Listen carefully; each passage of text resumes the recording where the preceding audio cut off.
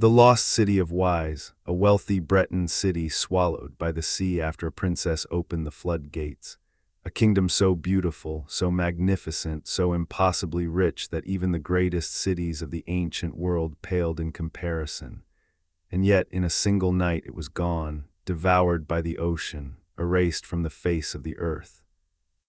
Buried beneath the cold, churning waters of the Atlantic, where its towers and temples, its palaces and plazas, its streets of gold and walls of marble were swallowed whole by the merciless tide.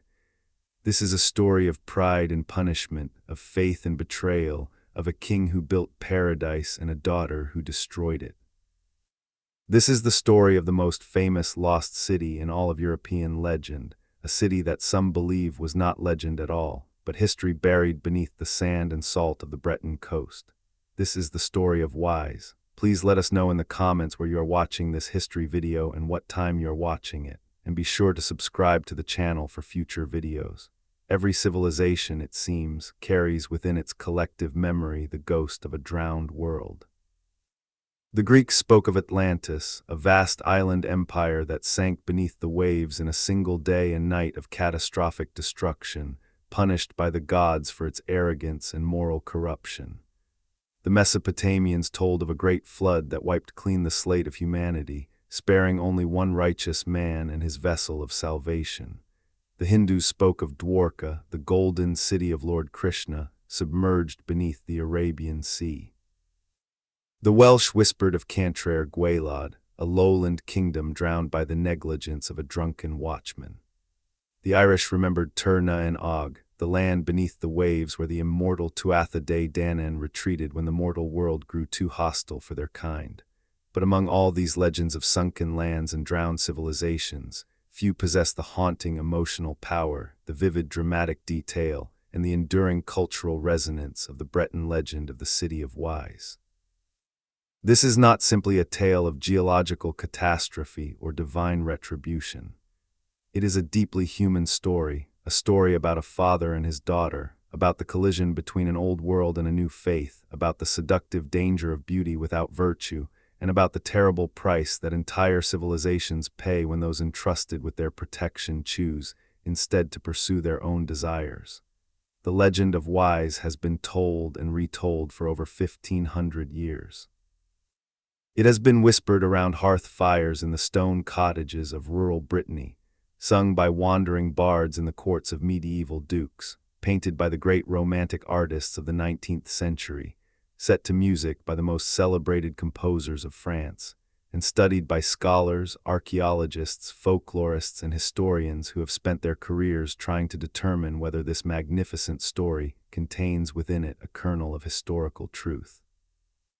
Because the question that has haunted the people of Brittany for a millennium and a half is not simply whether the story of Wise is beautiful. Everyone agrees that it is. The question is whether it is true. To understand the legend of Wise, one must first understand the land from which it emerged. One must understand Brittany. Brittany, the word itself carries a weight of ancient mystery. This is the great peninsula that juts out from the northwestern corner of France like a clenched fist thrust into the Atlantic Ocean. It is a land of granite cliffs and hidden coves, of wind-battered headlands and silent forests, of standing stones older than the pyramids and churches older than most European nations. It is a land where the boundary between the natural and the supernatural has always been thin, where the mist that rolls in from the sea seems to carry with it the whispers of the dead, and where the people have maintained, through centuries of political upheaval and cultural transformation, a fierce and unshakable connection to their Celtic heritage. Brittany is not, and has never truly been, simply a region of France. It is something older, something deeper, something that predates the very concept of France by thousands of years. The people who settled this peninsula were not Gauls in the way that the inhabitants of Paris or Lyon were Gauls.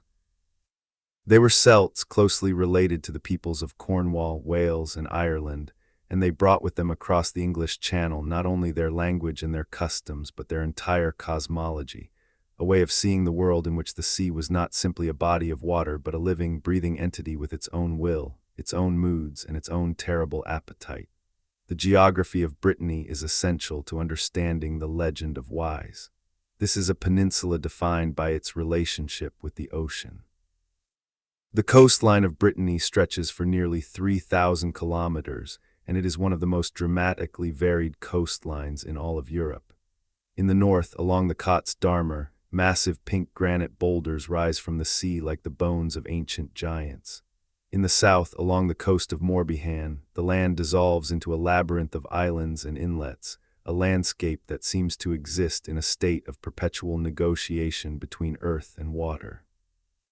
And along the western edge, in the department of Finistère, whose very name means the end of the earth, the cliffs drop sheer into the roaring Atlantic, and the ocean stretches out to the horizon like an infinite gray plain, unbroken and unknowable.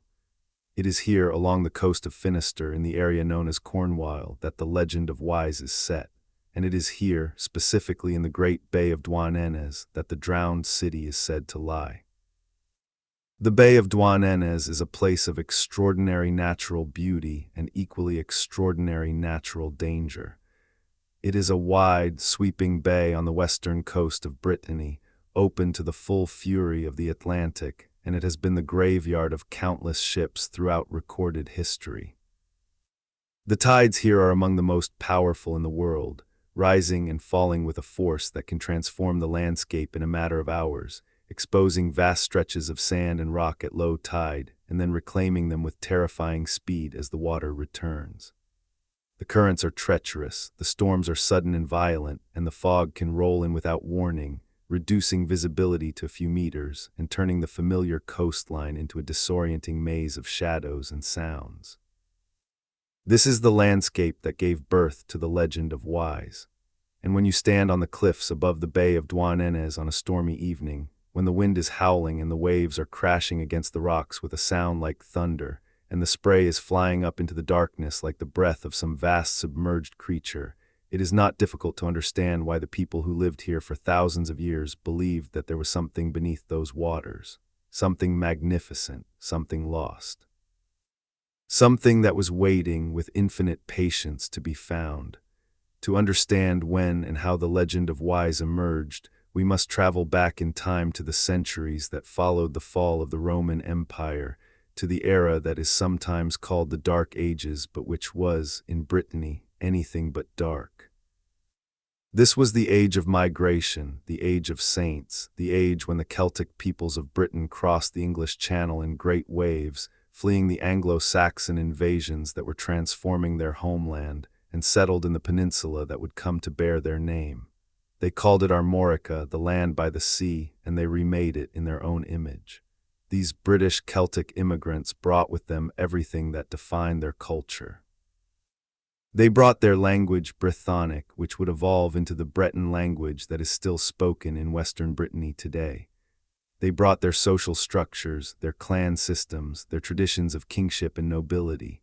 They brought their art, their metalwork, their distinctive patterns of interlocking spirals and knotwork that adorned their weapons, their jewelry, and their sacred objects. And they brought their stories. The Celtic peoples were, above all else, a storytelling culture. They did not build great monuments of stone or establish vast bureaucratic empires. Their monuments were stories, and their empire was the imagination. Their bards and druids carried within their memories vast libraries of myth and legend, genealogy and history, prophecy and poetry, and they transmitted this knowledge orally from generation to generation with a precision and faithfulness that modern scholars have found remarkable. A trained Celtic bard could recite from memory hundreds of stories, thousands of poems, and tens of thousands of verses, and the tradition was so exacting that the alteration of even a single word was considered a grave offense against the sacred duty of remembrance. It was within this oral tradition that the story of Wise was born.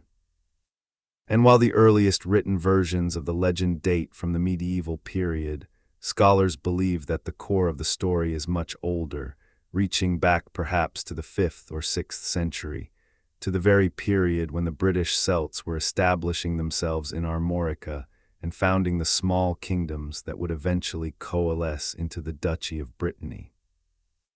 The earliest written references to the legend appear in several medieval texts, including the life of Saint Winwillow, also known as Saint Guénolé, written in the 9th century by a monk named W.R. de Sten at the Abbey of Landévennec.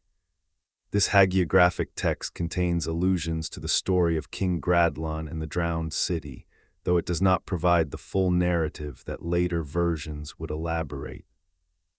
Other early references appear in the cartularies and chronicles of various Breton monasteries, fragments and allusions that suggest the story was already widely known and deeply embedded in the cultural consciousness of the Breton people.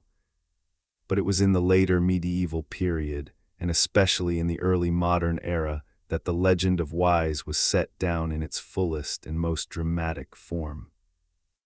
The most influential version was compiled by the Breton writer Albert Le Grand in his Lives of the Saints of Armoric and Brittany, published in 1637. Le Grand drew upon centuries of oral tradition, monastic chronicles, and local folklore to produce a narrative that combined Christian moralizing with Celtic mythological imagery, creating a version of the story that would become the standard for generations to come. But the legend continued to evolve and be retold by many hands. In the 19th century, the great Breton folklorist Hersart de la Villemarqué included a powerful version of the story in his landmark collection, Barzes Brise, published in 1839.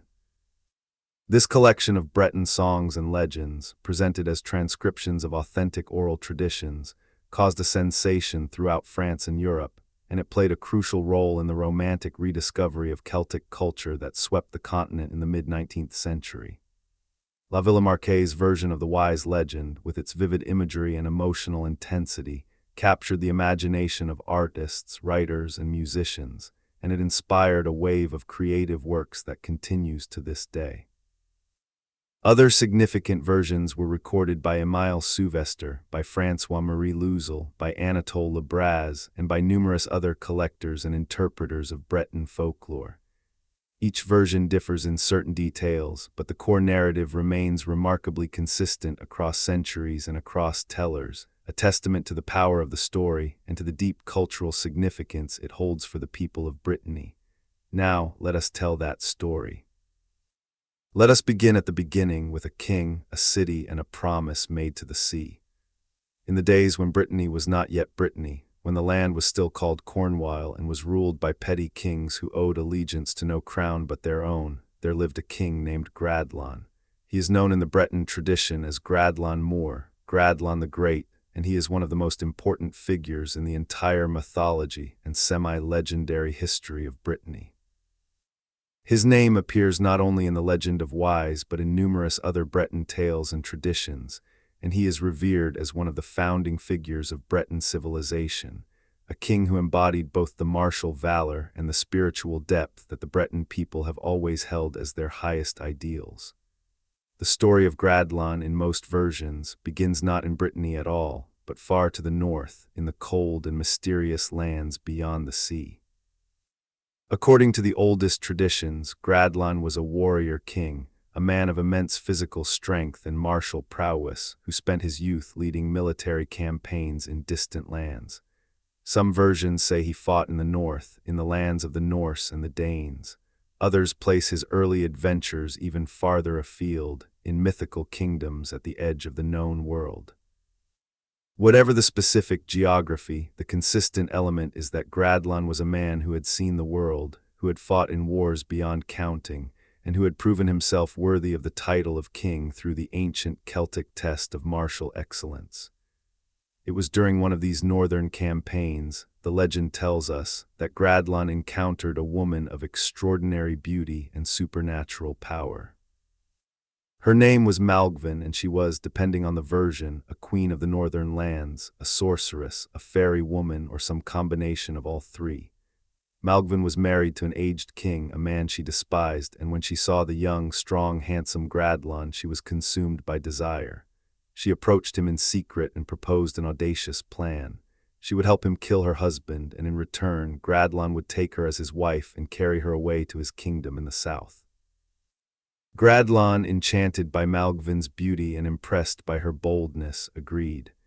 Together they murdered the old king, and Malgven led Gradlon to a magical horse, a creature of supernatural speed and endurance, which could run across the surface of the sea as easily as across solid ground.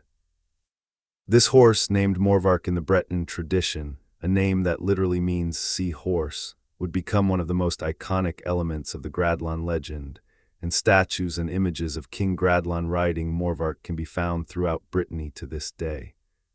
The most famous of these is the equestrian statue of Gradlon that stands between the two towers of the Cathedral of St. Corentin in the city of Quimper, the ancient capital of Cornwall. There, high above the streets, the Stone King sits astride his stone horse, gazing out over the city he is said to have founded, a silent sentinel watching over the descendants of his people. Gradlon and Malgven mounted the magical horse and fled southward across the sea, riding the waves like a road, pursued by the warriors of the slain king. The journey was long and perilous, and it was during this flight that the story takes its first tragic turn. Malgven was pregnant, and somewhere on the vast ocean between the northern lands and Brittany, she gave birth to a daughter. The effort of the birth, combined with the hardships of the journey, was too much for Malgven, and she died. Some versions say she died in Gradlon's arms on the back of the magical horse as it galloped across the moonlit waves. Others say she survived long enough to reach the shores of Brittany before succumbing. But all versions agree on the essential point: Malgven died and Gradlon was left alone with an infant daughter. The daughter's name was Dahut. In some versions she is called Ahès. In others she is given both names or variations of them. But Dahut is the name by which she is most commonly known, and it is the name that has echoed through 15 centuries of Breton storytelling, a name that carries with it connotations of beauty, danger, seduction, and destruction. Dahut, the princess of wise, Dahut, the daughter of the sea, Dahut, the woman who would bring a civilization to its knees. Gradlon loved his daughter with a fierce and consuming passion. She was all he had left of Malgven, the only living connection to the woman he had loved and lost, and he poured into this child all the tenderness, all the devotion, all the protective fury of a father who has lost everything else in the world. From the moment of her birth, Dahut was the center of Gradlon's universe. He denied her nothing, he refused her nothing. He could not bear to see her unhappy, could not bring himself to discipline her or to set limits on her desires. And as she grew from a baby into a child, from a child into a young woman, this indulgence would prove to be not an act of love but a fatal weakness, a crack in the foundation upon which an entire kingdom would crumble. But all of that lay in the future. For now, Gradlon had reached the shores of Brittany with his infant daughter and his magical horse, and he set about the task of establishing his kingdom. He became the king of Cornwall, ruling from the city that would become Quimper, and he proved himself to be a wise, just, and effective ruler. Under his reign, the people of Cornwall prospered. The fields yielded abundant harvests. The fishermen brought in great catches from the rich waters of the Atlantic. Trade flourished with the other kingdoms of Brittany and with the lands across the sea. Gradlon built roads and bridges, established markets and courts of law, and maintained the peace through a combination of diplomatic skill and military strength. It was during these years of peace and prosperity that Gradlon first encountered the man who would become the other great figure in the legend of Wise, the figure who would serve as the moral and spiritual counterweight to the seductive darkness of Dahut. That man was a Christian monk named Guénolé, known in Latin as Windwillow, and he would become one of the most important saints in the history of Breton Christianity. The historical Saint Guénolé, insofar as he can be separated from the legend that grew up around him, was a real person. He is believed to have lived in the late 5th and early 6th centuries, and he was the founder of the Abbey of Landévennec, one of the oldest and most important monastic foundations in Brittany. The abbey, situated on a peninsula at the mouth of the Aulne River where it flows into the roadstead of Brest, was a center of learning, piety, and cultural preservation for centuries, and it played a crucial role in the Christianization of Western Brittany. According to his hagiographic traditions, Guénolé was born in Brittany to parents who had themselves emigrated from Britain. He was educated by Saint Budoc on the Isle Lavrit, one of the small islands in the archipelago of Brehat, and he later established his own monastic community at Landevenec. He was known for his austere piety, his gift for preaching, his ability to perform miracles, and his willingness to confront the powerful, including kings, when he believed they were straying from the path of righteousness. In the legend of Wise, Guénolé serves as the voice of God, the prophet who warns of coming destruction, the lone righteous man crying out in a wilderness of sin. He is the Breton equivalent of the biblical Noah, the one who sees the flood coming and who tries, desperately and ultimately in vain, to convince the doomed to repent before it is too late. His relationship with King Gradlon is one of the most complex and emotionally rich elements of the story, for Gradlon genuinely respects and even loves the old monk, and yet he cannot bring himself to follow Guénolé's counsel when it conflicts with the desires of his beloved daughter. The meeting between Gradlon and Guénolé, in most versions of the legend, takes place before the founding of Wise. Guénolé comes to Gradlon's court as a missionary, seeking to convert the king and his people to Christianity. At this time, the people of Cornwall still follow the old Celtic religion, the faith of the Druids, the worship of the ancient gods and spirits of nature. They honor the sun and the moon, the rivers and the forests, the stones and the sea. They make offerings at sacred springs and ancient dolmens. They listen to the Druids who serve as priests, judges, teachers, and keepers of tradition. Guénolé's arrival represents the arrival of a new spiritual order, and his message is both revolutionary and deeply unsettling. He tells Gradlon that the old gods are false, that the spirits of nature are either illusions or demons, that there is only one God, the God of the Christians, and that salvation can be found only through faith in Christ. He tells Gradlon that the old ways, however beautiful and comforting they may be, are leading his people not toward the light but toward darkness, not toward eternal life but toward eternal damnation. Gradlon, to his credit, listens. He is a thoughtful man, a man who has traveled widely and seen much, and he is not so proud or so set in his ways that he cannot recognize wisdom when he hears it. Over time, through many conversations and many demonstrations of the power of the Christian God, Guénolé succeeds in converting Gradlon to Christianity. The king is baptized, and he becomes a devout and sincere Christian, supporting the work of the church and encouraging, though not compelling, his subjects to follow his example. But there is one person in Gradlon's household who does not convert, who refuses to accept the new faith, who clings to the old ways with a ferocity that alarms even the Druids. That person is Dahut. Dahut, now a young woman of extraordinary beauty, has inherited more than her mother's looks. She has inherited Malgven's connection to the old powers, her affinity for the supernatural, her deep and instinctive bond with the sea. Dahut loves the sea with a passion that borders on obsession. She swims in its waters, she walks along its shores, she listens to its voice in the night, and she feels in its depths a presence, a consciousness, a vast and ancient intelligence that calls to her in a language that no Christian monk could ever understand. For Dahut, the old religion is not a set of superstitions to be discarded. It is a living reality, a direct connection to the forces of nature that sustain and define existence. The sea, in Dahut's understanding, is not merely a body of water. It is a god, a lover, a mother, a destroyer, and she has dedicated herself to its service with a devotion that mirrors and mocks the devotion that Guénolé gives to his Christian God. When Guénolé preaches to her about sin and salvation, about heaven and hell, about the need to renounce the flesh and embrace the spirit, Dahut laughs. She has no interest in a religion that teaches her to deny her desires, to suppress her appetites, to submit to a God who demands obedience and self-abnegation. She is a princess, she is the daughter of a king and a sorceress. She is beautiful, she is powerful, she is alive with a vitality that crackles like lightning, and she will not be tamed by any man's religion. This conflict between Dahut and Guénolé, between the old religion and the new, between the freedom of the flesh and the discipline of the spirit, is the central dramatic engine of the legend of Wise. It is a conflict that reflects the actual historical process of Christianization that transformed Brittany in the 5th, 6th, and 7th centuries, a process that was neither smooth nor complete, and that left deep scars on the cultural memory of the Breton people. The legend of Wise can be read on one level as a mythologized account of this transformation, a story that dramatizes the spiritual crisis of a people caught between two worlds, two faiths, two ways of understanding the relationship between humanity and the divine.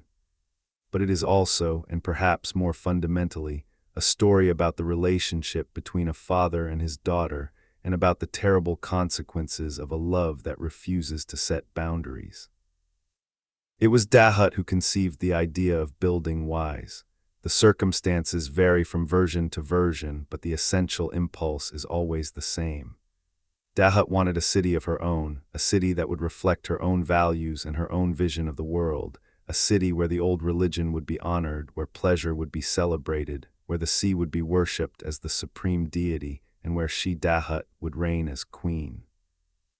Some versions say that Dahut was unhappy at her father's court in Quimper, that she felt stifled by the growing influence of Christianity, that she resented the presence of Guénolé and the other monks who were slowly transforming the cultural life of Cornwall. She wanted to escape, to create a space where she could live according to her own desires without the constant moral surveillance of the church. Other versions suggest a more mystical motivation.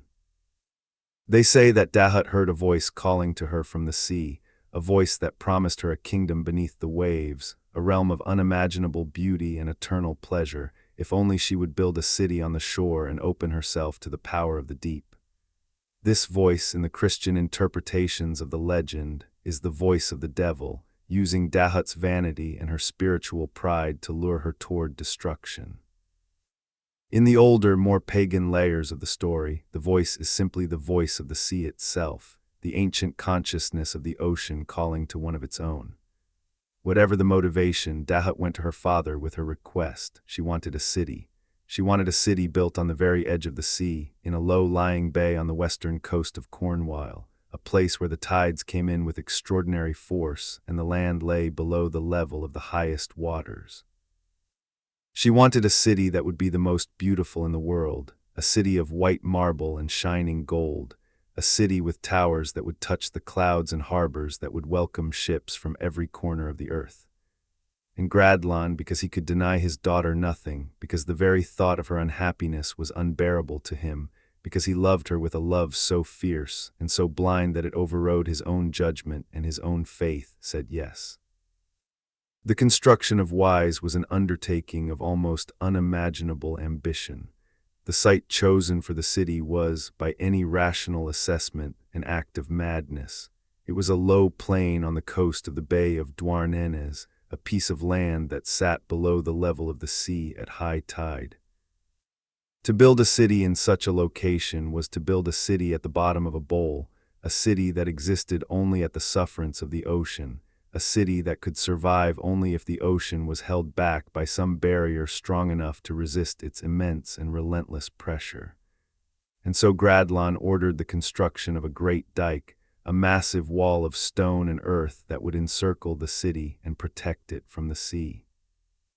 This dike, in most versions of the legend, was an engineering marvel, a structure so vast and so strong that it could withstand the most furious storms and the highest tides.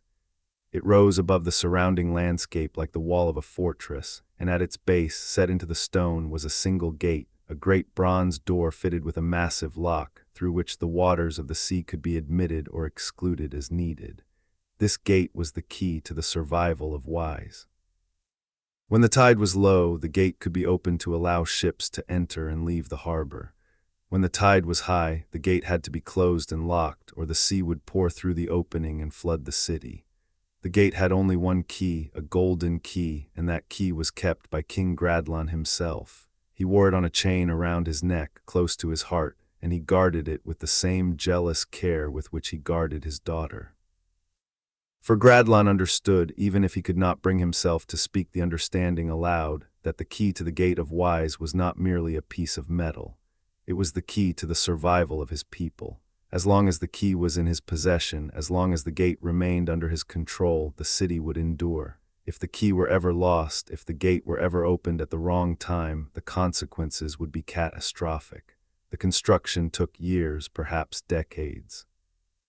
Thousands of workers labored on the dike, hauling massive blocks of stone from quarries throughout Cornwall, mixing mortar of such strength and durability that it could resist the corrosive power of salt water, building higher and higher, thicker and thicker, until the wall stood complete, a great gray ring of stone encircling the low-lying plain like the rim of a colossal cauldron. And within that ring of stone, the city of Wise began to rise. What was Wise like? The legends are lavish in their descriptions, and although the details vary from version to version, the overall picture is remarkably consistent. Wise was, quite simply, the most magnificent city in the world. It was more beautiful than Rome, more wealthy than Constantinople, more splendid than any city that had ever existed or would ever exist again. It was a city that seemed to have been built not by human hands but by the gods themselves, a city that belonged more to the realm of dreams than to the realm of reality. The streets of Wise were paved with smooth, polished stone, and they radiated outward from the central square like the spokes of a great wheel. Along these streets stood houses of such elegance and refinement that even the homes of ordinary citizens would have been considered palaces in any other city. The walls were made of white marble quarried from distant mountains and transported at enormous expense to the coastal plain. The roofs were covered with tiles of gold and silver that caught the sunlight and reflected it in dazzling cascades of color, so that from a distance the city appeared to shimmer and glow like a jewel set into the gray-green landscape of the Breton coast. At the center of the city stood the royal palace, the residence of King Gradlon and Princess Dahut. This palace was a structure of breathtaking grandeur, a complex of halls, towers, courtyards, and gardens that covered an area larger than many entire towns. The Great Hall, where Gradlon held court and received ambassadors from distant lands, was said to be so vast that a man standing at one end could barely see the far wall. Its ceiling was supported by columns of polished granite carved with intricate Celtic knotwork patterns, and the walls were hung with tapestries woven with gold and silver thread that depicted the deeds of Gradlon and his ancestors, the legends of the Breton people, and the myths of the old religion. The throne of Gradlon was carved from a single massive block of oak, blackened with age and polished to a deep luster by centuries of use.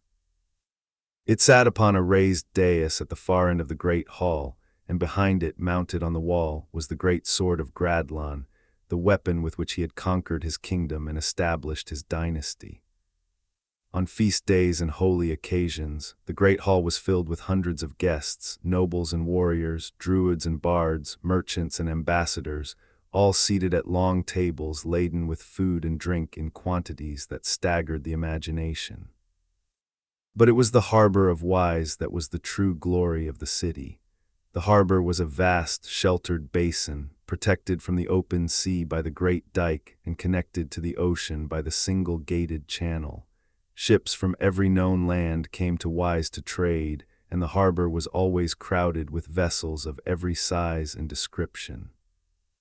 There were sleek Breton fishing boats with their distinctive square sails, heavy-beamed merchant vessels from the Mediterranean laden with wine, silk, and spices, swift longships from the Norse lands carrying amber, furs, and walrus ivory, and mysterious vessels from lands so distant that even the most traveled sailors could not name them.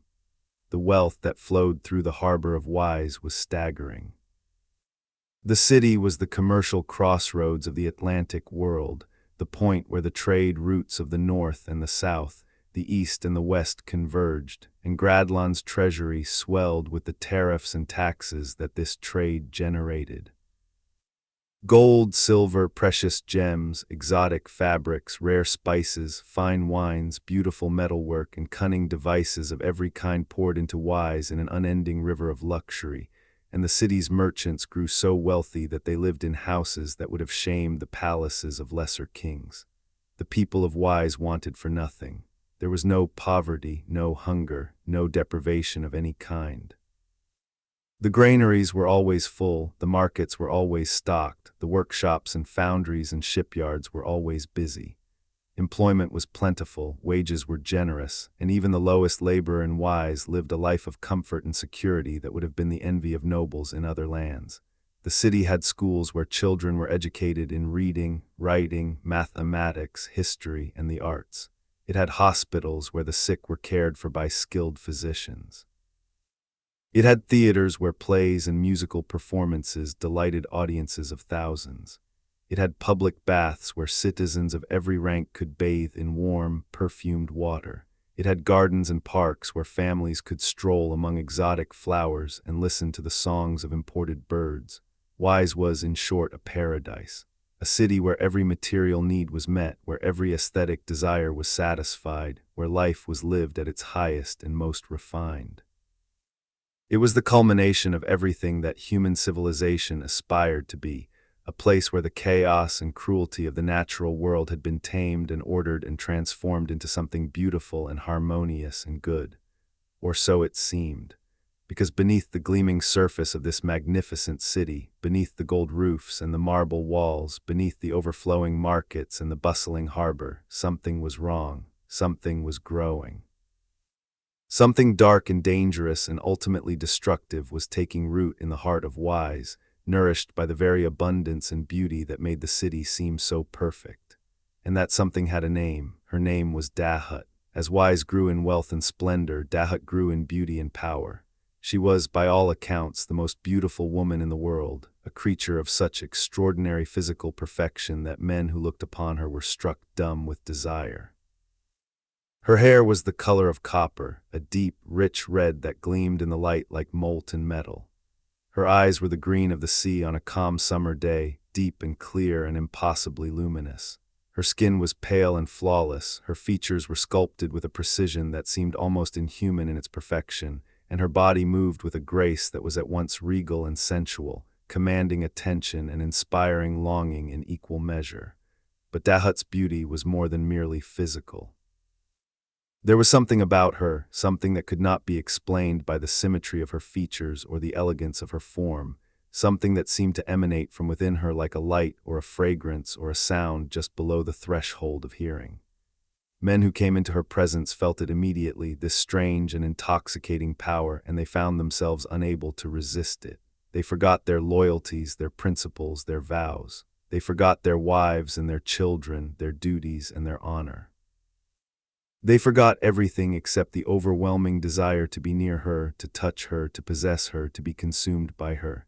This was Dahut's gift, and it was also her curse. For Dahut did not love. She could not love, or perhaps she would not love. She desired, she consumed, she discarded, but she never loved. Her relationships with men followed a pattern that was as predictable as it was terrible.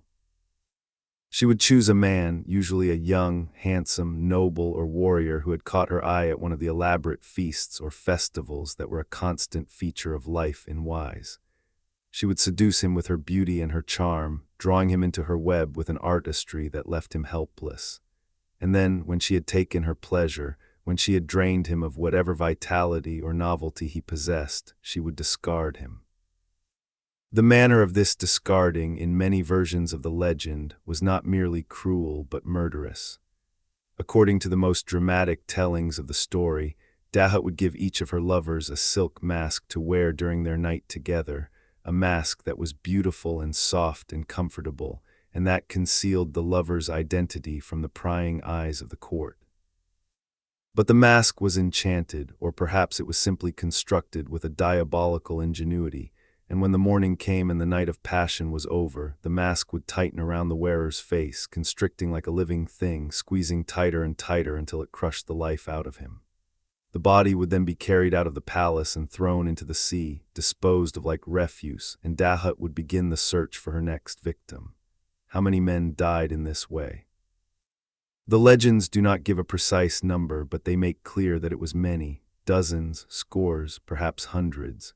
The sea around Wise, the legends say, was thick with the bodies of Dahut's discarded lovers, and the fish that swam in those waters grew fat on human flesh. The people of Wise knew what was happening, or at least they suspected, but they said nothing. Some were afraid of Dahut's power.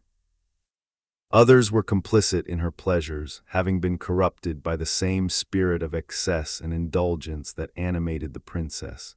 And some simply did not care, so absorbed were they in their own pursuits of wealth and pleasure that the fate of a few unlucky young men seemed a small price to pay for the continued prosperity and excitement of their magnificent city.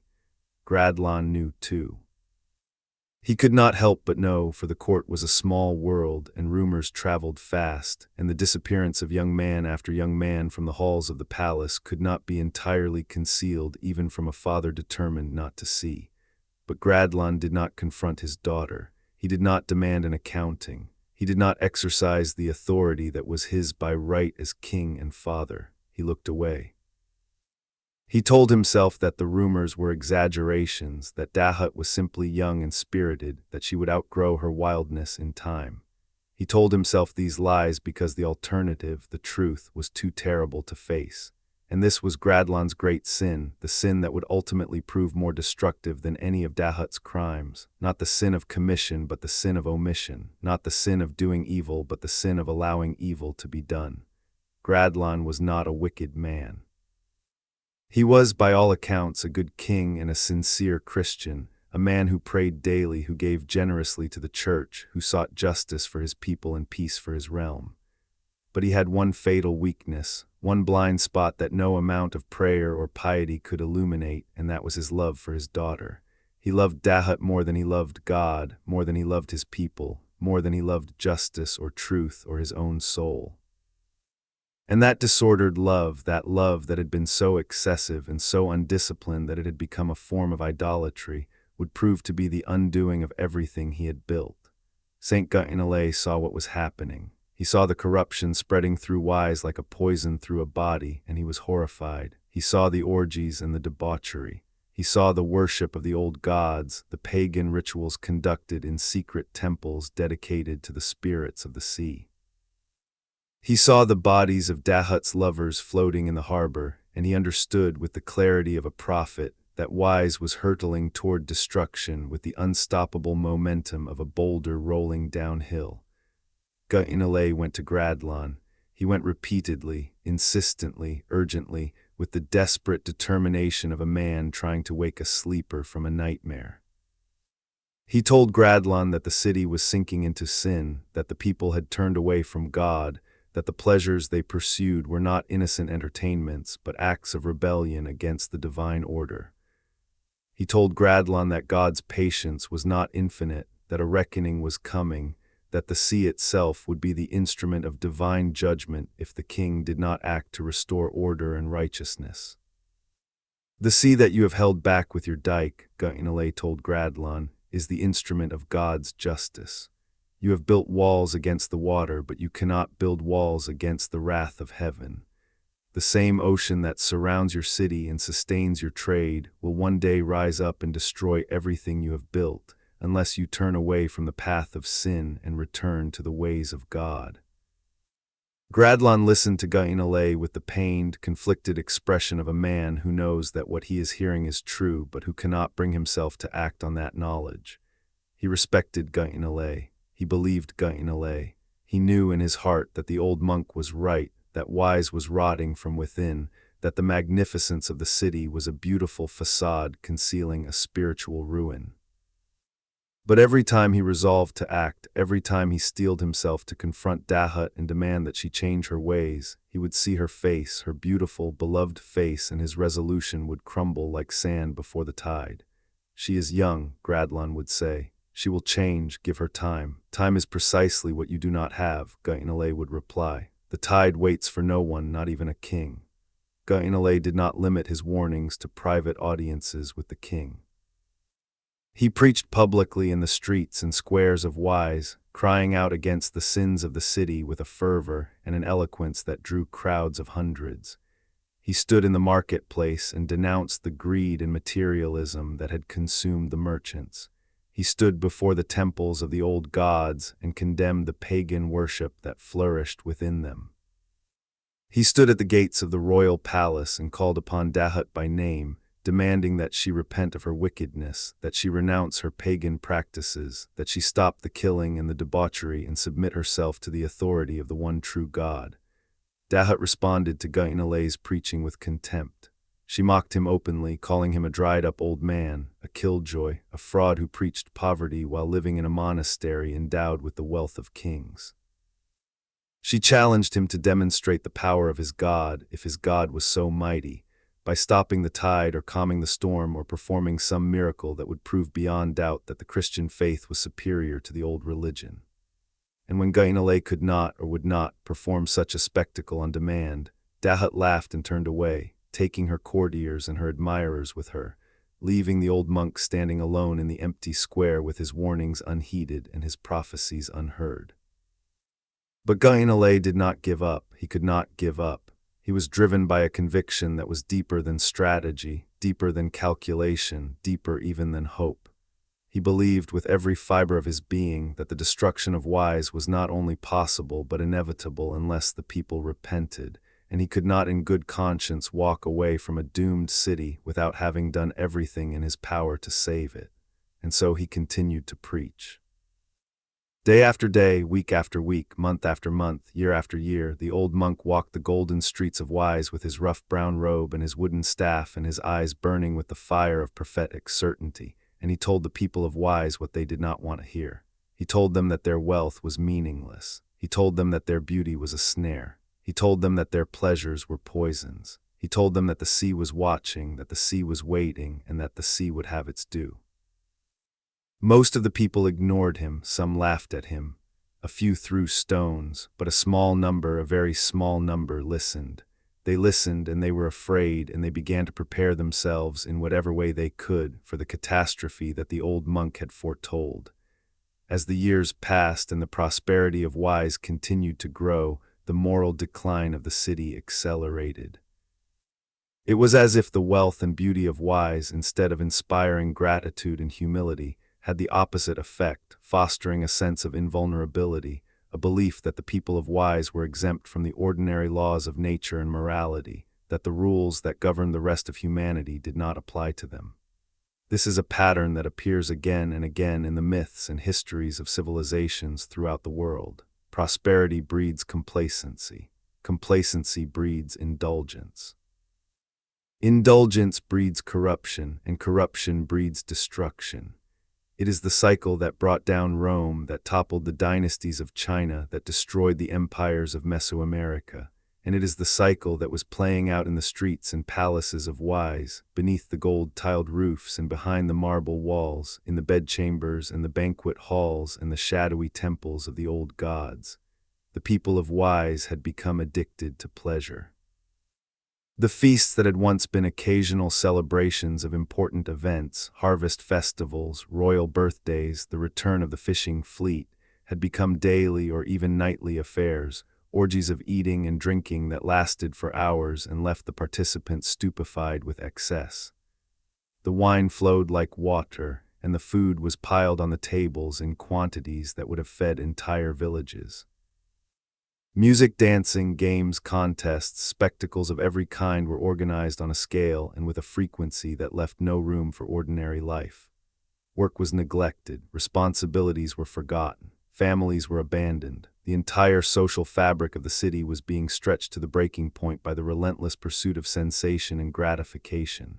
And at the center of it all, like a spider at the center of a web, sat Dahut. Dahut had become, in all but name, the true ruler of Wise. Gradlon still held the title of king, still sat upon his throne in the great hall, still wore the golden key around his neck. But it was Dahut who set the tone of the court, Dahut who determined the schedule of festivities, Dahut who decided which foreigners were welcome and which were not, Dahut who controlled the flow of wealth and influence that was the lifeblood of the city.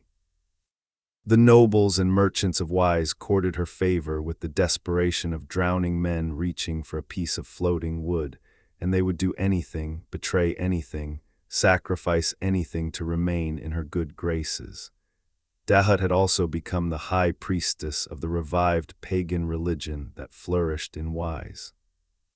In secret temples built within the walls of the city, She conducted rituals dedicated to the old gods of the sea, rituals that combined elements of authentic Celtic worship with innovations of her own devising that were darker and more dangerous than anything the ancient Druids would have recognized. There were offerings of gold and silver thrown into the sea. There were ceremonies conducted at midnight on the shores of the bay, when the tide was at its highest and the boundary between the land and the ocean was at its thinnest. There were, if the darkest versions of the legend are to be believed, human sacrifices, offerings of living flesh to the hungry spirits of the deep. Dahut believed that these rituals gave her power over the sea, that through her devotion to the ocean gods she had established a relationship of mutual benefit and protection. The sea sustained Wise, providing fish for food, harbors for trade, and a natural defense against enemies. In return, Wise honored the sea with worship, with offerings, with the blood of the young men who died in Dahut's bed and were cast into the waves. It was a compact, a covenant, an exchange of gifts between the human world and the divine, and as long as both parties upheld their end of the bargain, the arrangement would endure. Or so Dahut believed, but Guénolé saw it differently. To Guénolé, what Dahut called worship was blasphemy. What she called a covenant was a deal with the devil. What she called offerings were murders, and the power she believed she wielded over the sea was nothing but an illusion, a trick of the dark forces she had invoked, which were even now drawing the noose tight around the neck of the doomed city. "You do not command the sea," Guénolé told Dahut in one of their confrontations. "The sea is God's creation, and it answers to God's will, not yours. You have made offerings to demons, and demons have given you nothing but lies. The sea does not love you, princess. The sea does not even know you. And when God gives the word, the sea will swallow your city whole, and all your gold and all your beauty and all your power will count for nothing." Dahut stared at the old monk with her green, sea-colored eyes and smiled the smile of a woman who has never been afraid of anything in her life. "You are wrong, old man," she said. "The sea is mine. It has always been mine. And it will never betray me." The political and social dynamics of Wise, as depicted in the legend, provide a fascinating window into the anxieties and tensions of early medieval Breton society. On one level, the story is obviously a Christian morality tale, a parable about the dangers of pagan worship and the inevitability of divine punishment for sin. But on a deeper level, it engages with questions that are universal and timeless. Questions about the nature of power and its corrupting influence. Questions about the relationship between wealth and virtue. Questions about the obligations of rulers to their people and the consequences of leadership failure. Questions about the tension between individual freedom and collective responsibility. The city of Wise, as described in the legend, is a kind of anti-utopia, a paradise that has become a prison. Its beauty is real, its wealth is real, its pleasures are real, but they have become ends in themselves, disconnected from any larger purpose or meaning. The people of Wise have everything they could possibly want, and yet they are miserable, though they do not know it. They are miserable because they have lost touch with the things that give human life its deepest significance: faith, community, sacrifice, love that asks nothing in return. They have traded these intangible but essential goods for the tangible but ultimately empty goods of material abundance, and the exchange has left them hollowed out, spiritually bankrupt, vulnerable to destruction. This is a theme that resonates far beyond the specific context of 5th century Brittany. It is a theme that speaks to every society that has ever achieved a high level of material prosperity, and then wondered why that prosperity has not brought with it the happiness and fulfillment that it seemed to promise. It is a theme that speaks to the human condition itself, to the paradox that the things we desire most intensely are often the things that, once obtained, leave us most dissatisfied. The legend of Wise acknowledges this paradox and dramatizes it with a vividness and emotional power that have kept the story alive for 15 centuries. The people of Wise are not evil, they are not monsters. They are ordinary human beings who have been given too much too easily and who have lost the capacity to distinguish between what they want and what they need, between what feels good and what is good. They are us. That is the terrifying and enduring power of the legend. The people of Wise are us. While the moral and spiritual decline of Wise continued, the the physical infrastructure of the city remained intact. The great dike held firm against the tides, the gate opened and closed on schedule, the ships came and went, and the daily life of the city continued with an outward normalcy that belied the inner rot. But there were signs, for those with eyes to see them, that the balance was shifting, that the forces holding the city together were weakening, and that the catastrophe foretold by Guénolé was drawing nearer with each passing day. Some of these signs were natural. Fishermen reported unusual behavior in the waters around Wise. Schools of fish that had always been abundant suddenly disappeared, while strange, deep-water species not normally found in the bay were caught in the nets. The tide seemed to be growing stronger, pushing higher against the dike with each cycle, as if the sea were testing the strength of the barrier, probing for weaknesses, searching for the point of entry that would allow it to reclaim the land it had been denied. Other signs were supernatural, or so the people of Wise believed. There were reports of strange lights seen beneath the surface of the water at night, pale, greenish luminescences that moved with a deliberate intelligence, circling the walls of the dike like predators stalking prey. There were stories of voices heard in the crash of the waves, voices that spoke in no human language, but that communicated a clear and unmistakable message of warning. There were tales of ghostly figures seen walking on the surface of the sea during storms, tall, translucent shapes that stood on the crests of the waves and gazed toward the city with expressions of infinite sadness. The old fishermen, the ones who remembered the ways of their grandfathers and who still paid their respects to the spirits of the sea, shook their heads and muttered among themselves. They knew what these signs meant. The sea was hungry, the sea was angry, the sea was coming. But the young people of Wise, the generation that had grown up within the walls of the city and had never known anything but wealth and comfort and pleasure, paid no attention to the warnings of the old fishermen. They had been raised in a world of artificial security, a world where the great dike had always stood between them and the ocean, a world where the forces of nature had been tamed and contained and made to serve human purposes. They did not fear the sea. They did not even respect it. The sea was a resource to be exploited, a highway for their trade, a playground for their amusement, a backdrop for their revels.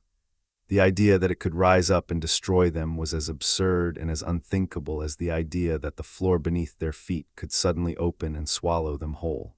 This generational divide between those who remembered the old ways and those who had grown up in the new prosperity is another of the legend's many resonant themes. It speaks to the universal phenomenon of historical amnesia, the tendency of successful societies to forget the struggles and sacrifices that made their success possible, to take for granted the institutions and infrastructure that protect them, and to assume that the good times will last forever because they have lasted as long as anyone can remember. The old fishermen of Wise knew better. They knew that the sea was not a tamed animal but a wild force of nature, older and more powerful than any human civilization, and that the great dike, for all its impressive engineering, was nothing more than a temporary inconvenience to an ocean that had been wearing away at coastlines since the beginning of time. They knew that the dike would hold only as long as it was maintained, only as long as the gate was properly managed, only as long as the people of Wise respected the fundamental reality of their situation, that they lived on borrowed land in a borrowed city at the sufferance of a force that could destroy them whenever it chose. But the old fishermen were a dying breed, and their voices were drowned out by the music and the laughter and the clinking of golden goblets in the banquet halls of Wise. The young people danced and drank and made love and worshipped at the temples of Dahut's sea gods, and they told themselves that they were living in the greatest city the world had ever seen, that their prosperity would last forever, that nothing could touch them, that they were invincible. They were wrong. The legend tells us that the crisis, when it finally came, did not announce itself with thunder and lightning and the roaring of the wind. It came quietly, almost gently, in the form of a stranger. He appeared one evening at one of Dahut's legendary feasts, a night when the great hall of the palace was packed with revelers and the tables groaned under the weight of food, and the air was thick with the smoke of torches and the scent of perfume and the sound of music played on harps and flutes and drums. He was tall, taller than any man in the hall, and he was dressed in scarlet from head to foot, in garments of a richness and elegance that put even the finery of the wealthiest nobles of Wise to shame. His face was handsome, extraordinarily handsome, with high cheekbones, a strong jaw, dark eyes that seemed to burn with an inner fire, and a smile that was at once charming and unsettling, a smile that promised everything and revealed nothing. No one knew where he had come from. No one had seen him arrive. He was simply there, suddenly and inexplicably, standing in the center of the great hall as if he had materialized out of thin air, and the crowd parted around him instinctively, as if they sensed in him a presence that was not entirely human. Dahut saw him, and for the first time in her life she felt something she had never felt before. She felt desire, not the shallow, predatory desire she had felt for the young men she had seduced and destroyed. Something deeper, something more intense, something that reached down into the core of her being and seized her with a force that was at once thrilling and terrifying. She wanted this man. She wanted him with a hunger that obliterated thought, that swept aside every calculation and every caution, that reduced the most powerful woman in Wise to a state of helpless, trembling need. The stranger saw Dahut looking at him, and he smiled, that terrible, beautiful, knowing smile. And he walked toward her through the crowd, which parted before him like the sea parting before the prow of a ship, and he bowed to her with a grace that was almost supernatural, and he took her hand, and he led her to the dance floor, and they danced. They danced for hours, the princess and the stranger in scarlet, spinning and turning and swooping across the polished floor of the great hall while the music played faster and faster, and the other revelers watched in fascination and fear. There was something wrong about their dancing, something that the onlookers could feel but not articulate. It was too perfect, too fluid, too intense. It was not the dancing of two human beings engaged in a social ritual. It was the dancing of two forces locked in a contest, a seduction, a ritual of possession that had been enacted in one form or another since the beginning of time. And as they danced, the stranger whispered to Dahut. He whispered words that no one else could hear, words that went directly into her mind and bypassed her reason and spoke directly to her deepest desires. He told her that she was the most beautiful woman in the world. He told her that she deserved more than Wise, more than Brittany, more than the entire world could offer. He told her that he loved her, that he had been searching for her across centuries and continents, that she was the one he had been waiting for, the one who could match his own power and passion, the one who could stand beside him as his equal and his queen in a kingdom that made Wise look like a fisherman's hovel. Dahut listened, Dahut believed, Dahut was lost. When the feast ended and the revelers stumbled to their beds, Dahut took the stranger to her chambers. And there in the darkness of the night, behind the closed doors of the princess's private rooms, the stranger made his request. "Give me the key," he said. Dahut looked at him, her green eyes wide, her red hair spread across the pillows like a pool of liquid copper. "What key?" she asked, though she already knew. "The key to the gate, the key that your father wears around his neck, the key that holds back the sea." "Why?" Dahut asked, and in that single syllable, in the trembling uncertainty of that one small word, there was a last, faint echo of the instinct for self-preservation that had been all but extinguished by desire. The stranger smiled. "Because the sea is yours," he said. "You said so yourself. The sea belongs to you. Why should your father hold the key to what is rightfully yours? Why should he have the power to lock you in and lock the sea out? Are you not the high priestess of the ocean? Are you not the daughter of the waves? Take the key and set the sea free and claim the power that has always been your birthright."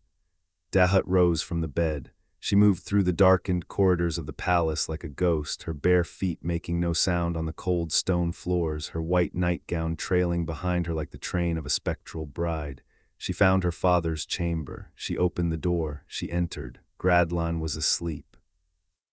The old king lay in his great bed, his face peaceful in the light of the dying fire, his breathing deep and regular, his dreams untroubled. The golden key lay on his chest, attached to the chain around his neck, rising and falling with each breath. Dahut reached down and took the key. She lifted the chain over her father's head with a gentleness that belied the violence of what she was about to do. Gradlon stirred but did not wake. He murmured something in his sleep, a word that might have been her name, and then he was still again. Dahut held the key in her hand. It was warm from her father's body heat, and it was heavier than she had expected, a solid, substantial weight that seemed to pulse in her palm like a living heart. She looked at it for a long moment, this small golden object that held the fate of an entire city, and then she turned and walked out of the room. She walked through the palace. She walked through the streets of Wise, past the darkened houses and the shuttered shops, past the temples and the theaters and the public baths, past the granaries and the warehouses and the shipyards.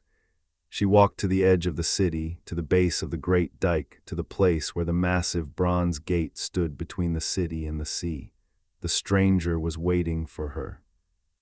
He stood beside the gate, his scarlet garments dark as blood in the moonlight, his eyes burning with that inner fire that was brighter now, more intense, more terrible. He held out his hand. Dahut looked at the gate. She could hear the sea on the other side, the deep, rhythmic pounding of the waves against the stone, the hissing of the foam as it retreated down the face of the dike, the low, constant roar that was the voice of the ocean itself, the sound that she had loved since childhood, the sound that she had always believed was the sound of home. She looked at the key in her hand, she looked at the stranger, and she placed the key in the lock. What happened next is the climax of the legend, the moment toward which the entire story has been building, and it is told in every version with a vividness and an emotional intensity that suggests it was composed not by storytellers working from their imaginations, but by witnesses reporting what they had seen with their own eyes. The destruction of Wise is one of the great set pieces of European mythology, a scene of such apocalyptic power that it stands alongside the destruction of Sodom and Gomorrah, the fall of Troy, and the sinking of Atlantis as one of the defining images of catastrophic annihilation in the Western literary tradition. Dahut turned the key. The lock opened with a sound like a crack of thunder, a sound so loud and so deep that it was felt as much as heard, a vibration that ran through the stone of the dike and the earth beneath it and the very bones of those who stood nearby. And then the gate swung open. For a moment, for a single, frozen moment that seemed to last an eternity, nothing happened.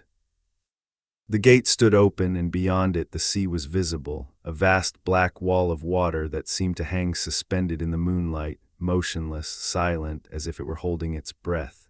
And then it moved. The sea poured through the open gate with a force that defied description. It was not a wave, it was not a flood. It was the entire ocean, the full, unimaginable weight of the Atlantic, compressed into a single column of water that blasted through the narrow opening like a battering ram and exploded into the city with the fury of 1,000 storms. The sound was indescribable, a roar that was louder than thunder, louder than an earthquake, louder than anything the human ear could comprehend. It was the sound of the world ending. The water hit the nearest buildings and shattered them like toys. Walls of marble that had stood for decades were smashed to rubble in an instant. Roofs of gold and silver were torn from their supports and tossed into the air like leaves. Streets that had been paved with polished stone were ripped open and churned into a maelstrom of debris.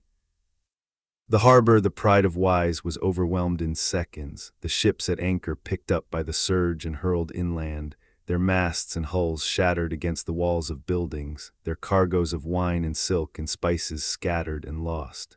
And the people of Wise who had been sleeping in their beds, dreaming their dreams of wealth and pleasure and eternal prosperity, were woken by the sound of their own destruction.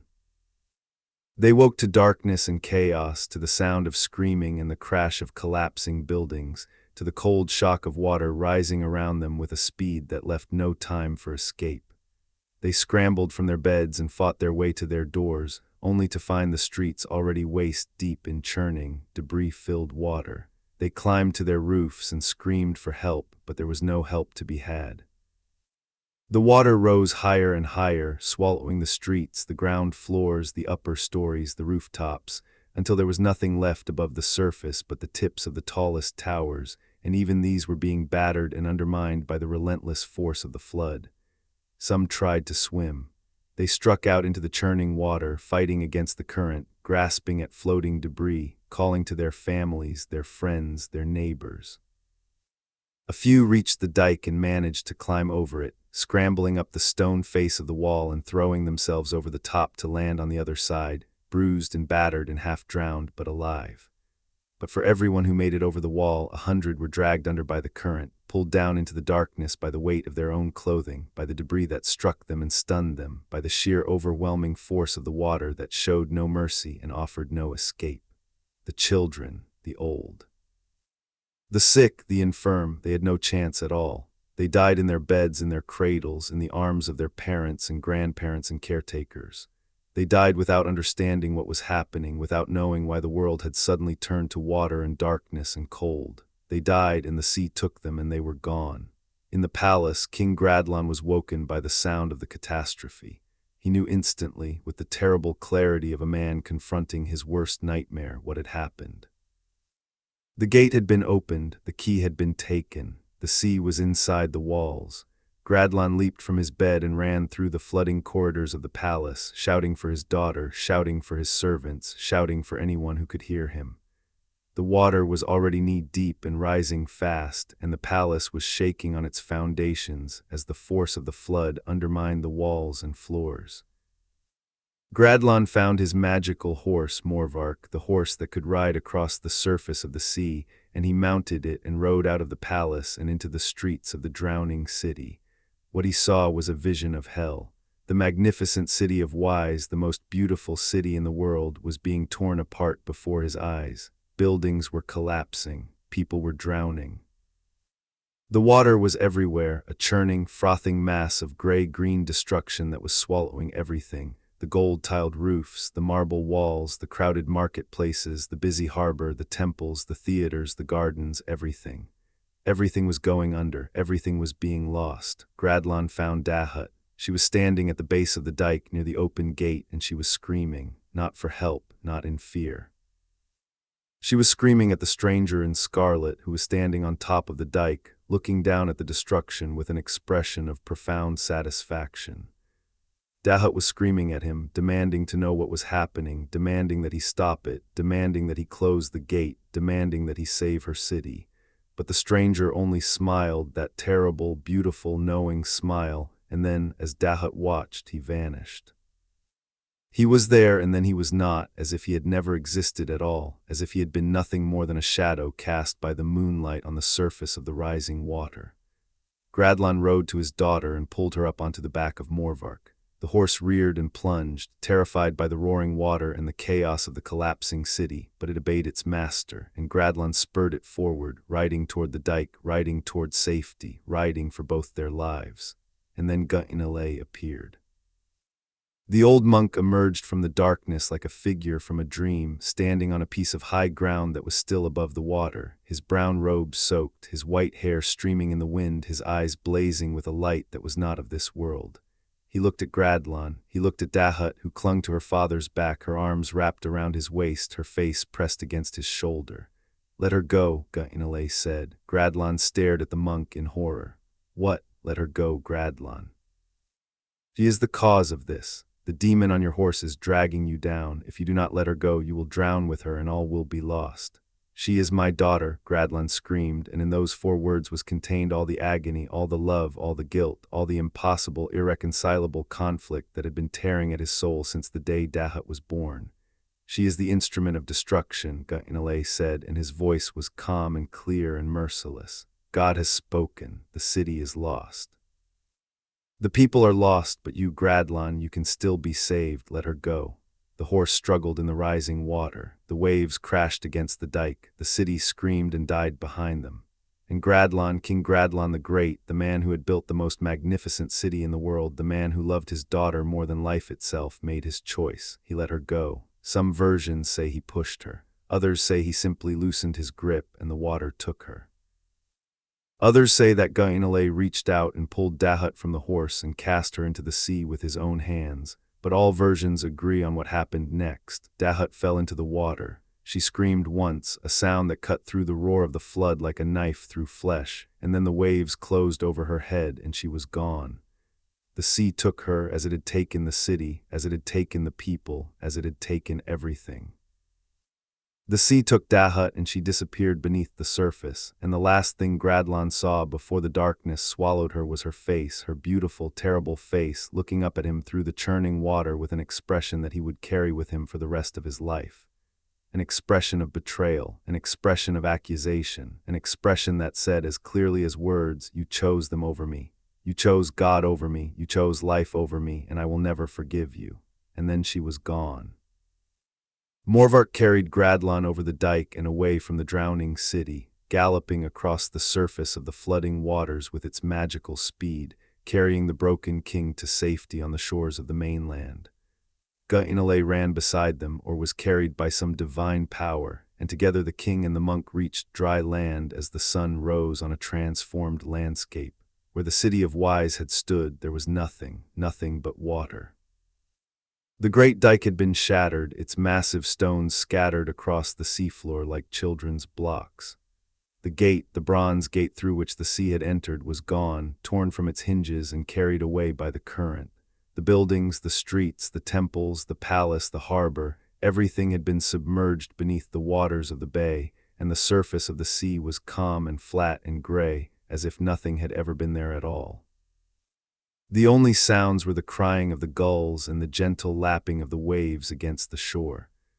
Gradlon stood on the cliff top and looked out over the water, and he wept. He wept for his city. He wept for his people. He wept for his daughter. He wept for his own weakness, his own blindness, his own terrible failure as a king and as a father. He wept, and Guénolé stood beside him in silence, offering no comfort because there was no comfort to be offered. There was only the truth, and the truth was that Wise was gone, and nothing in this world or any other would ever bring it back. The sun climbed higher, and the mist cleared, and the Bay of Douarnenez sparkled in the morning light, peaceful and beautiful, as if the catastrophe of the night had been nothing more than a dream. But it was not a dream. The city was gone, the people were gone, everything was gone. Gradlon turned away from the sea and began the long walk inland, toward the city of Quimper, where he would spend the remaining years of his life, a broken, grieving, penitent man, supported by the faith of Guénolé and sustained by the prayers of the monks at Landévennec. He never returned to the coast. He never looked at the sea again. He lived simply, humbly, devoting himself to the church and to the welfare of his surviving subjects, and when he died, he was mourned as a good king who had made a terrible mistake and paid for it with everything he had. But the story of Wise does not end with the death of Gradlon. Indeed, in many ways, the most fascinating part of the legend is not the story of the city's destruction, but the story of its afterlife, the rich and complex body of tradition that grew up around the drowned city in the centuries and millennia that followed. For the people of Brittany, Wise was not simply a city that had been destroyed. It was a city that still existed, somewhere beneath the waters of the Bay of Douarnenez, preserved in its original magnificence by some power, divine or magical or simply geological, that had kept it intact despite the crushing pressure of the ocean above it. The towers still stood, the streets were still paved, the gold-tiled roof still gleamed, the palace still waited for its king. Everything was there exactly as it had been on the last night, frozen in a state of eternal preservation, like a fly trapped in amber or a body sealed in ice. And Dahut was there too. This is the part of the legend that haunts the imagination most powerfully, the part that has inspired the greatest works of art and music and literature, the part that transforms the story of Wise from a simple morality tale into something much deeper and stranger and more disturbing. For according to the Breton tradition, Dahut did not die when she fell into the sea. She was transformed. The sea, the element she had worshipped and served all her life, claimed her as its own, and she became a creature of the deep, a being neither fully human nor fully supernatural, condemned to an existence that was neither life nor death but something in between. In some versions, Dahut became a mermaid, a Mary Morgan or Mari Morgan in the Breton tradition, a beautiful and dangerous sea creature who haunts the waters of the bay, luring sailors to their deaths with her beauty and her singing. In other versions, she became the queen of the sunken city, ruling over a ghostly court of the drowned, presiding over an eternal feast in the great hall of the submerged palace, surrounded by the spirits of her people who dance and drink and make love in the cold, dark waters at the bottom of the sea, unaware that they are dead. In still other versions, Dahut is said to be waiting for the day when a mortal man will dive down to the sunken city and find her and kiss her and break the spell that holds her in her watery prison. On that day, the legends say, Wise will rise from the sea, restored to its original beauty and magnificence, and Dahut will be redeemed, and the drowned people will live again, and the golden age that was lost will be restored. This theme of the sleeping city, the city that is not dead but only waiting, has deep roots in Celtic mythology and in the broader tradition of European folklore. It is connected to the legend of King Arthur, who is said to sleep in a cave beneath a hill, waiting for the day when he will be called back to save his people. It is connected to the legend of the fairy mounds, the hollow hills of Ireland where the Tuatha De Danann live in a state of enchanted timelessness, neither alive nor dead, waiting for the end of the world. And it is connected to the universal human longing for a lost paradise, a golden age when the world was perfect and beautiful and whole, a state of innocence and happiness that was destroyed by some act of folly or sin, but that might be restored if only we could find the key, the word, the kiss, the prayer that would unlock the gates and let the light flood back in. The fishermen of the Bay of Douarnenez have, for centuries, reported strange phenomena that they attribute to the sunken city. On calm days, they say, when the water is clear and the tide is low, you can see the tops of towers and the outlines of walls beneath the surface. On stormy nights, when the wind howls and the waves crash against the cliffs, you can hear the bells of the churches of Wise ringing beneath the water, a sound so faint and so beautiful that it breaks the heart of everyone who hears it. And sometimes in the gray half-light of dawn, the fishermen say, you can see a woman sitting on the rocks at the edge of the bay, combing her long red hair with a golden comb and singing a song of such heartbreaking sadness that the men who hear it weep without knowing why and feel, for the rest of their lives, a longing for something they cannot name. Is she Dahut? Is she the Princess of Wise, still waiting after 1,500 years for someone to free her from her enchantment? The fishermen do not know. They only know what they have seen and heard, and they tell their children, and their children tell their children, and the story goes on, generation after generation, an unbroken chain of memory stretching back across the centuries to the night when the sea came and the city drowned and a princess fell into the waves and was lost. There's a saying in Brittany that has been repeated for centuries, a saying that captures in a single phrase the depth of the Breton people's attachment to the legend of Wise and their enduring belief that the drowned city is not gone forever but only waiting. The saying is this: Pavo busit Paris ecid savo Ker-Is. When Paris is swallowed by the sea, the city of Wise will rise again. This saying, which plays on the linguistic similarity between Paris and par-is, meaning equal to wise or like wise, is more than just a clever wordplay. It is a statement of cultural identity and cultural defiance, a declaration by the Breton people that their lost city, their drowned paradise, was greater than the capital of France, greater than the greatest city in the modern world, and that the day will come when the injustice of its destruction will be set right and the glory of Wise will shine once more. This saying also hints at something deeper, something that has been noted by many scholars of Breton folklore and Celtic mythology. The legend of Wise is not just a story about the past, it is a story about the future. It is a prophecy, a promise, a declaration of faith in the possibility of renewal and restoration, even after the most complete and devastating destruction. The city is not dead, it is sleeping, and one day it will wake. This brings us to the end of part 1 of our exploration of the legend of the lost city of Wise. We have traced the story from its origins in the Celtic oral tradition, through the founding of the city by King Gradlon, the rise and moral corruption of Princess Dahut, the warnings of Saint Guénolé, the arrival of the mysterious stranger, the theft of the key, the opening of the gate, the catastrophic flood, and the transformation of Dahut into a creature of the sea.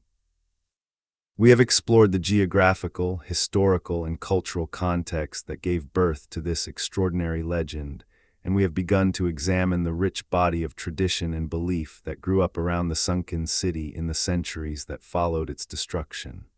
But there is much more to tell. In Part 2, we will delve deeper into the historical and archaeological evidence for the legend of Wise.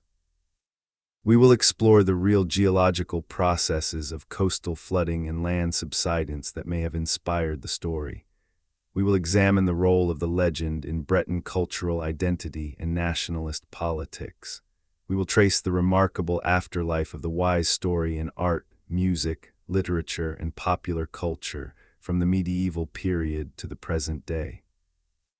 We will compare the legend of Wise to similar stories from around the world, exploring the universal themes and archetypal patterns that connect the Breton tale to the myths of lost civilizations from every corner of the globe.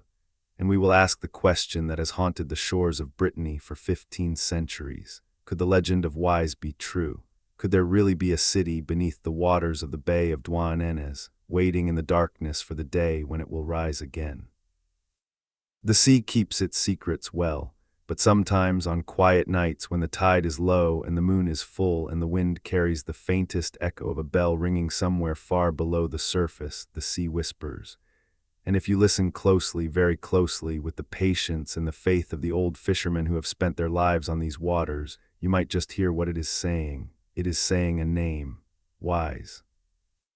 Welcome back to the second and final part of our exploration of the lost city of Wise, the magnificent Breton city swallowed by the sea, the drowned kingdom that has haunted the imagination of Europe for over 1,500 years.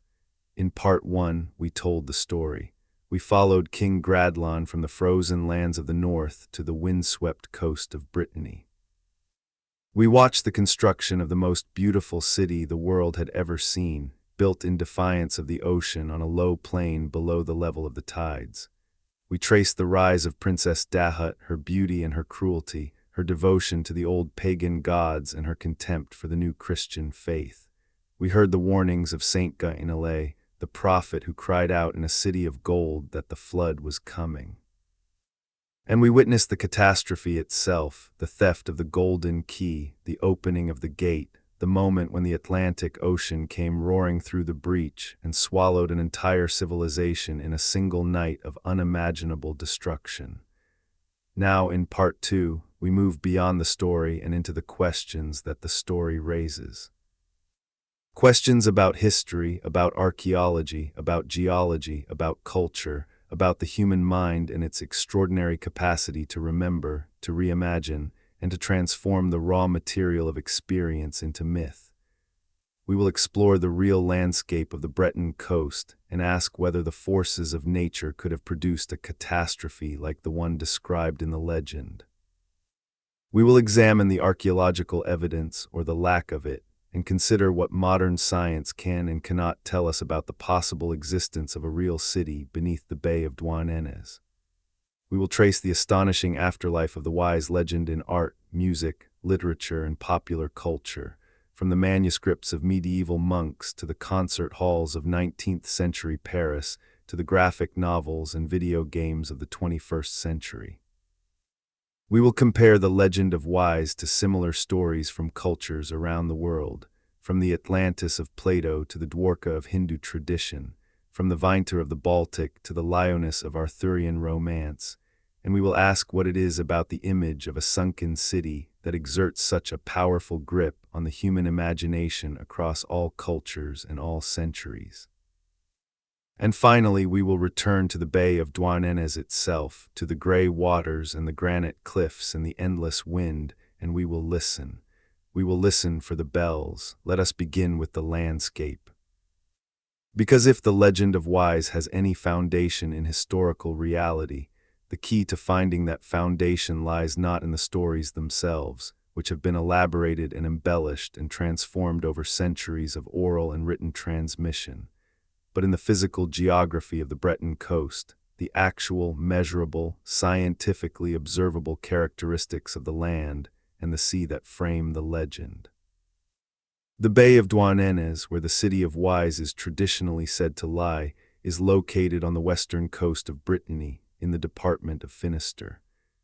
It is a large, roughly semicircular bay, approximately 16 kilometers wide at its mouth and extending about 15 kilometers inland, bounded on the north by the Crozon Peninsula and on the south by the Cap Sizun headland.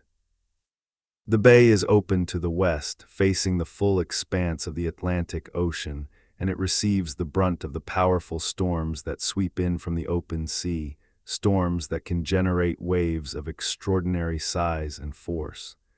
The tidal range in the Bay of Douarnenez is significant. The difference between the highest high tide and the lowest low tide can exceed 6 meters, and during spring tides, when the gravitational pull of the sun and the moon align to produce the most extreme tidal variations, the range can be even greater. This means that vast areas of the bay's floor are alternately exposed and submerged twice each day, a dynamic process that has been reshaping the coastline for thousands of years. The geology of the bay is complex. The seafloor is a mixture of sand, gravel, rock, and sediment, with depths ranging from a few meters near the shore to over 30 meters in the deepest channels. The coastline itself is a dramatic interplay of hard granite headlands, which resist erosion and jut out into the sea in rugged promontories, and softer sedimentary deposits, which are constantly being worn away by the action of the waves and the tides. This process of differential erosion has created a coastline of extraordinary intricacy, with countless coves, inlets, sea caves, and natural arches, each one a testament to the relentless power of the sea to reshape the land. But the most important geological fact about the Bay of Douarnenez, from the perspective of the wise legend, is this: the sea level along the Breton coast has not always been where it is today. In fact, over the past 20,000 years, since the end of the last ice age, the sea level in this region has risen by well over 100 meters, transforming the geography of Western Europe beyond recognition. During the peak of the last ice age, roughly 20,000 years ago, enormous volumes of the Earth's water were locked up in the vast ice sheets that covered much of the northern hemisphere. The sea level was correspondingly lower, and the coastline of Brittany was not where it is today but many kilometers farther to the west, out in what is now the open Atlantic. The area that is today the Bay of Douarnenez was dry land, a low-lying coastal plain or river valley, inhabited perhaps by the hunter-gatherer peoples who roamed Western Europe during the Paleolithic and Mesolithic periods. As the Ice Age ended and the glaciers melted, the sea level began to rise. Slowly at first, then more rapidly, the ocean crept eastward, flooding the low-lying coastal plains, filling the river valleys, and gradually reshaping the coastline into the form we see today. This process, known as the Flandrian transgression, took thousands of years, and its effects were dramatic and far-reaching. Entire landscapes that had been home to human communities for generations were swallowed by the advancing sea, and the people who lived in those landscapes were forced to retreat inland, carrying with them memories of the lands they had lost. This process of marine transgression did not end thousands of years ago. It has continued at a slower rate throughout the historical period, and it is continuing today. The coast of Brittany is still being eroded and reshaped by the sea, and there are numerous documented examples of land loss along the Breton coastline within recorded history. Villages, farms, forests, and entire stretches of coastline have been claimed by the sea within the past few centuries, and the process shows no sign of stopping. This geological reality is the foundation upon which many scholars have built their interpretations of the wise legend. The argument is straightforward. If the sea has been rising and the coastline has been retreating for thousands of years, then it is entirely plausible that human settlements have been lost to the sea during this process, and that the memory of these losses has been preserved in the oral traditions of the coastal peoples, transformed over time from historical accounts into mythological narratives. This is not mere speculation. There is solid archaeological evidence that human settlements along the coast of Brittany have been submerged by rising sea levels. Submerged forests, the petrified remains of woodlands that grew on coastal plains that are now beneath the waves, have been found at numerous locations along the Breton coast. These forests, which can be seen at very low tides as fields of blackened tree stumps protruding from the sand and mud of the tidal zone, are silent witnesses to a time when the land extended much farther seaward than it does today. Radiocarbon dating of these submerged forests has shown that some of them were inundated as recently as 2,000 to 3,000 years ago, well within the period of human habitation and cultural development. Submerged stone structures, including what appear to be walls, foundations, and other man-made features, have also been reported at various locations along the Breton coast, though the interpretation of these features is often controversial. Some archaeologists have identified them as the remains of prehistoric settlements or ritual structures that were built on dry land and subsequently submerged by rising sea levels.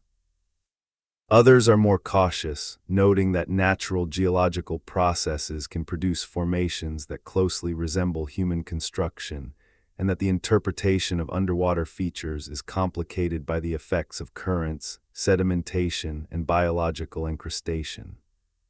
One of the most intriguing submerged structures in Brittany is the Great Stone Alignment at Lyonesse, in the Gulf of Morvarc'h on the southern coast of the peninsula. This Neolithic monument, which consists of two semicircular arrangements of standing stones, is partially submerged at high tide, with many of the stones standing in water up to a meter deep. The stones were originally erected on dry land, probably around 5,000 years ago, and they were subsequently inundated by the slow but inexorable rise in sea level. Lyonesse is a vivid and tangible reminder that the relationship between land and sea in Brittany has always been dynamic, and that the coastline that we see today is merely a snapshot of an ongoing process of transformation. But the question that haunts the legend of Ahès is not whether the sea has ever claimed land and settlements along the Breton coast. It clearly has. The question is whether the sea claimed a specific settlement, a specific city, at a specific time, in the specific location identified by the legend, the Bay of Douarnenez. This question has been debated by scholars for centuries, and the debate shows no sign of reaching a resolution. The evidence is ambiguous, the sources are problematic, and the legend itself has been so heavily elaborated over the centuries that it is extremely difficult to separate whatever kernel of historical truth it may contain from the layers of myth, morality, and literary embellishment that have accumulated around it. Let us consider the evidence, such as it is. The earliest written references to the legend of Ahès, as we noted in Part 1, date from the 9th century, in the hagiographic literature associated with Saint Guénolé and the Abbey of Landévennec. These texts are not historical accounts in the modern sense. They are works of religious propaganda, written by monks with the explicit purpose of glorifying the saints and promoting the Christian faith. They use historical and legendary material selectively, shaping it to fit a theological narrative, and they cannot be relied upon as straightforward accounts of actual events. Nevertheless, these texts do contain certain elements that have intrigued historians. They refer to a king named Gradlon, who is placed in a specific historical context, the late 5th or early 6th century, and associated with a specific geographical region, Cornwall, in western Brittany. They describe a catastrophic flooding event that destroyed a coastal city, and they associate this event with the moral and spiritual failings of the city's inhabitants, a framing that is obviously Christian in character, but that might, some scholars have argued, preserve a memory of a real event interpreted through a religious lens. Is there any independent evidence for the existence of a historical King Gradlon? The honest answer is not much. Gradlon does not appear in any contemporary historical sources, and the genealogies of the early Breton kings, which were compiled much later and are notoriously unreliable, are the only texts that attempt to place him in a specific historical framework. However, the absence of contemporary documentation is not surprising.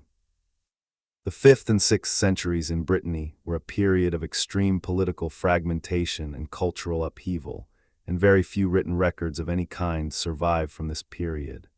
The fact that no contemporary source mentions Gradlon does not prove that he did not exist, any more than the absence of contemporary documentation for King Arthur proves that Arthur did not exist. Some historians have attempted to identify Gradlon with real historical figures known from other sources.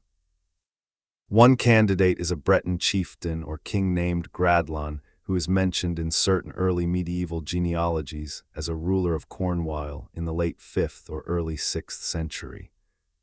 Another candidate is a figure named Conan Miriadoc, a semi-legendary leader of the British settlers in Morvarc'h, who appears in various medieval texts and who has been associated with the founding of the Breton kingdom. But these identifications are speculative, and none of them can be confirmed with any degree of certainty. The archaeological evidence is equally ambiguous. Several underwater surveys and investigations have been conducted in the Bay of Douarnenez over the years, using techniques ranging from simple visual observation to sophisticated sonar scanning and magnetometry.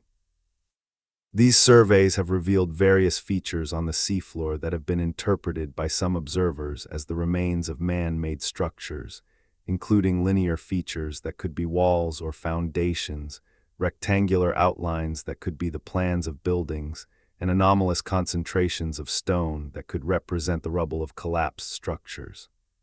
However, none of these features has been definitively identified as the remains of a submerged city.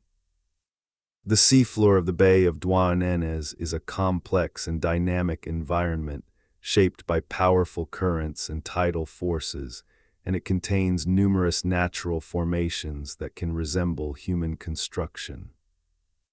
Geologists and marine archaeologists who have studied the bay have generally been cautious in their interpretations, noting that the evidence is suggestive but not conclusive, and that much more work would need to be done before any definitive statements could be made about the existence of submerged man-made structures.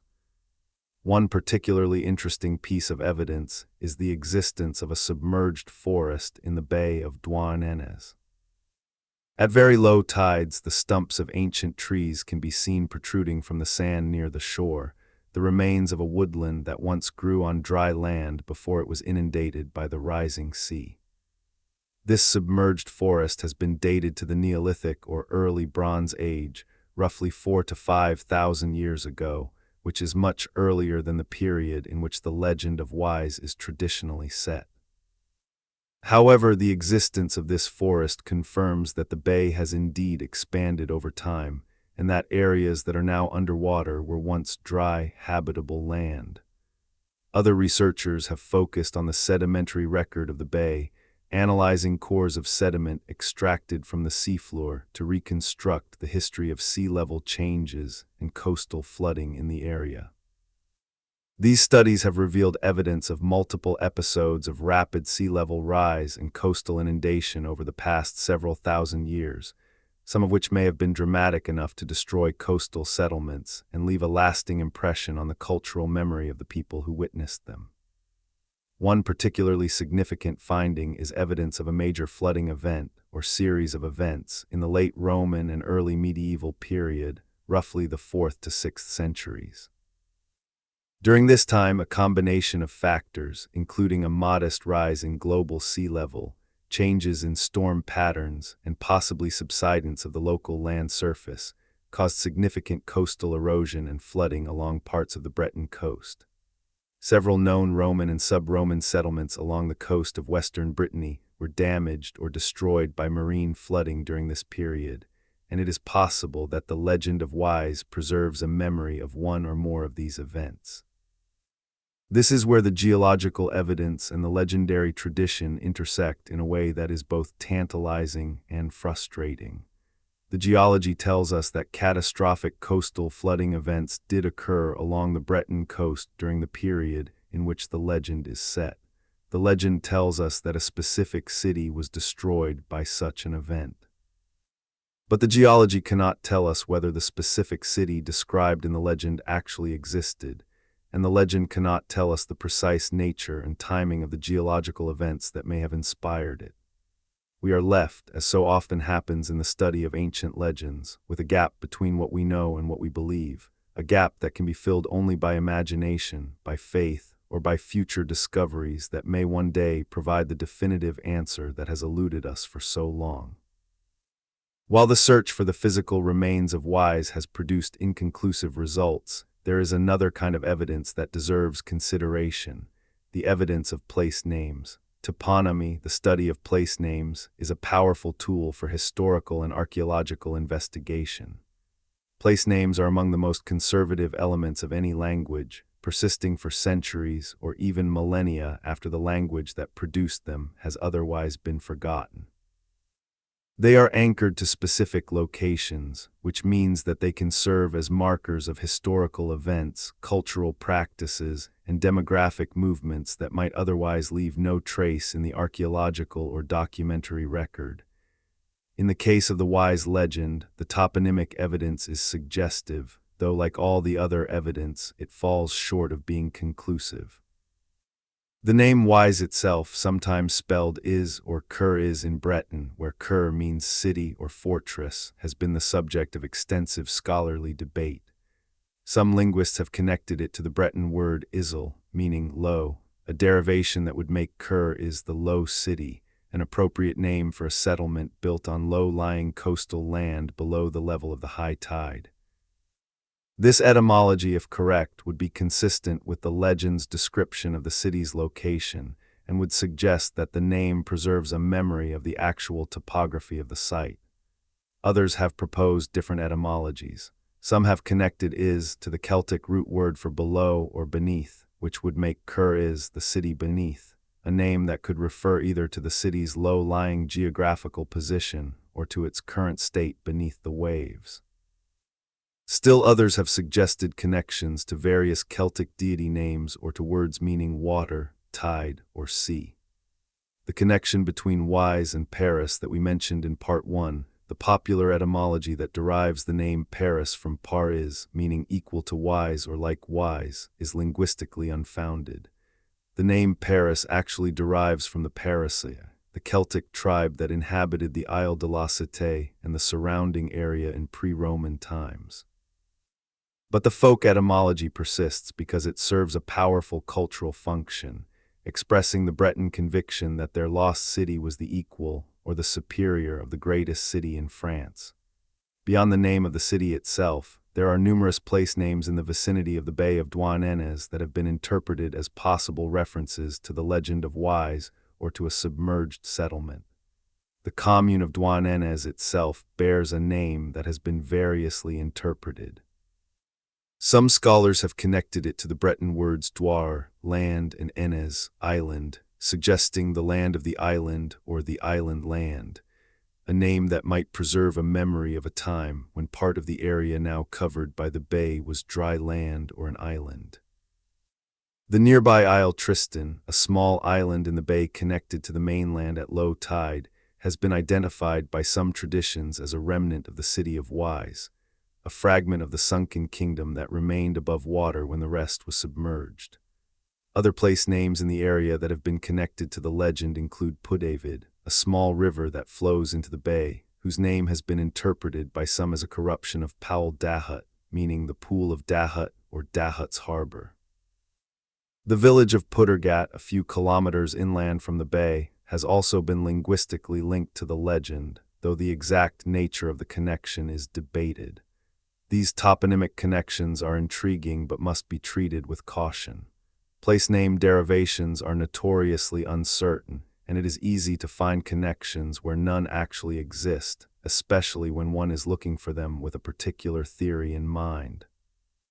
The fact that certain place names in the vicinity of the Bay of Douarnenez can be interpreted as references to the Wise legend does not prove that the legend is historically true. It may simply reflect the fact that the legend has been so deeply embedded in the local culture for so many centuries that it has influenced the way people understand and explain the names of the places around them. Whatever the historical truth behind the legend, there is no question about its cultural significance. The story of Wise has been, for at least 1,000 years, one of the defining narratives of Breton identity, a story that expresses, in mythological form, some of the deepest values, anxieties, and aspirations of the Breton people. To understand why the legend of Wise has held such a central place in Breton culture, it is necessary to understand something about the history of Brittany itself, a history that has been shaped by a persistent tension between autonomy and assimilation, between the preservation of a distinctive Celtic identity and the pressures of incorporation into the French state. Brittany was an independent duchy for centuries, a sovereign state that maintained its own laws, its own institutions, its own language, and its own culture. The Breton language, a Celtic language closely related to Welsh and Cornish, was the primary language of the western part of the peninsula, and it served as a powerful marker of Breton distinctiveness, a living link to the Celtic past that set the Bretons apart from their French-speaking neighbors. The union of Brittany with France, which began with the marriage of Duchess Anne of Brittany to King Charles VIII of France in 1491, and was formalized by the Edict of Union in 1532, was a watershed event in Breton history. It brought Brittany into the French kingdom as a province, and over the following centuries, the French state pursued a policy of cultural and linguistic assimilation that progressively eroded the distinctive identity of the Breton people. The Breton language was suppressed in schools and public life. Breton customs and traditions were marginalized, and the sense of Brittany as a separate and unique cultural entity was gradually weakened by the centralizing tendencies of the French state. It was in this context that the legend of Wise took on a new and politically charged significance. For Breton nationalists and cultural activists, the story of the drowned city became a powerful metaphor for the fate of Brittany itself, a civilization of extraordinary beauty and richness that had been swallowed not by the sea, but by the overwhelming force of French cultural imperialism. Wise became a symbol of everything that Brittany had lost: its independence, its language, its cultural distinctiveness, its pride. And the promise that Wise would one day rise again became a rallying cry for those who believed that Breton identity could be preserved and restored. This political dimension of the Wise legend became particularly prominent in the 19th century, during the Great Romantic Revival of interest in Celtic culture that swept across Europe. The Romantic movement, with its emphasis on national identity, folk tradition, and the spiritual power of the past, created a fertile environment for the rediscovery and reinterpretation of ancient legends, and the story of Wise was one of the chief beneficiaries of this cultural moment.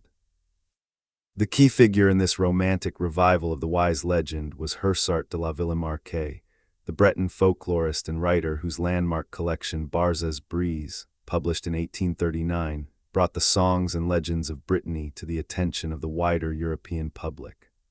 La Villemarqué's collection included a powerful version of the Wise legend, presented as a transcription of an authentic oral tradition collected from Breton-speaking peasants in the countryside of Cornwall.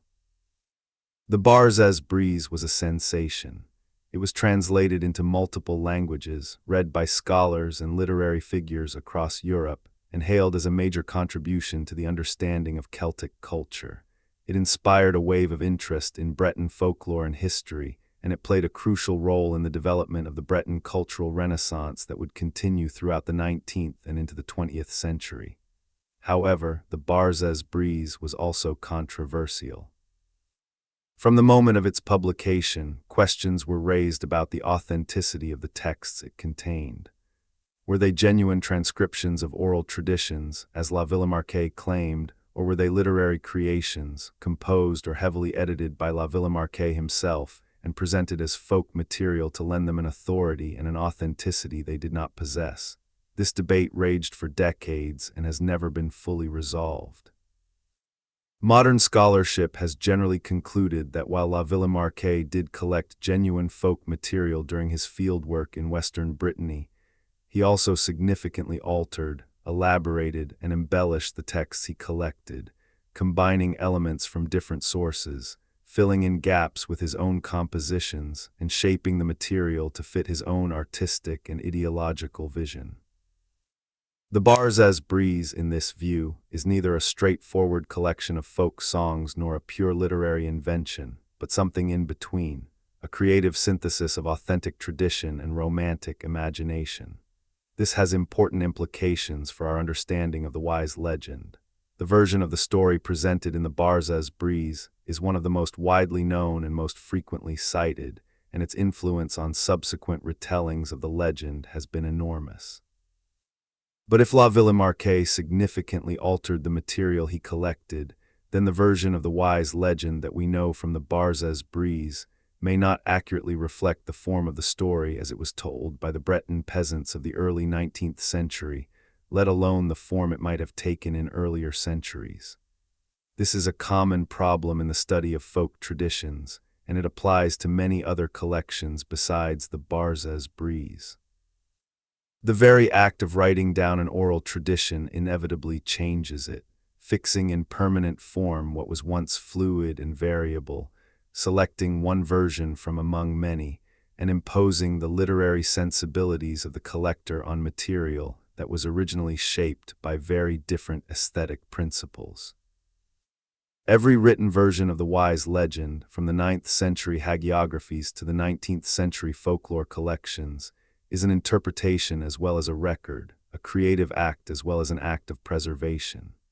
Despite these complications, the work of La Villemarqué and other 19th century folklorists was invaluable.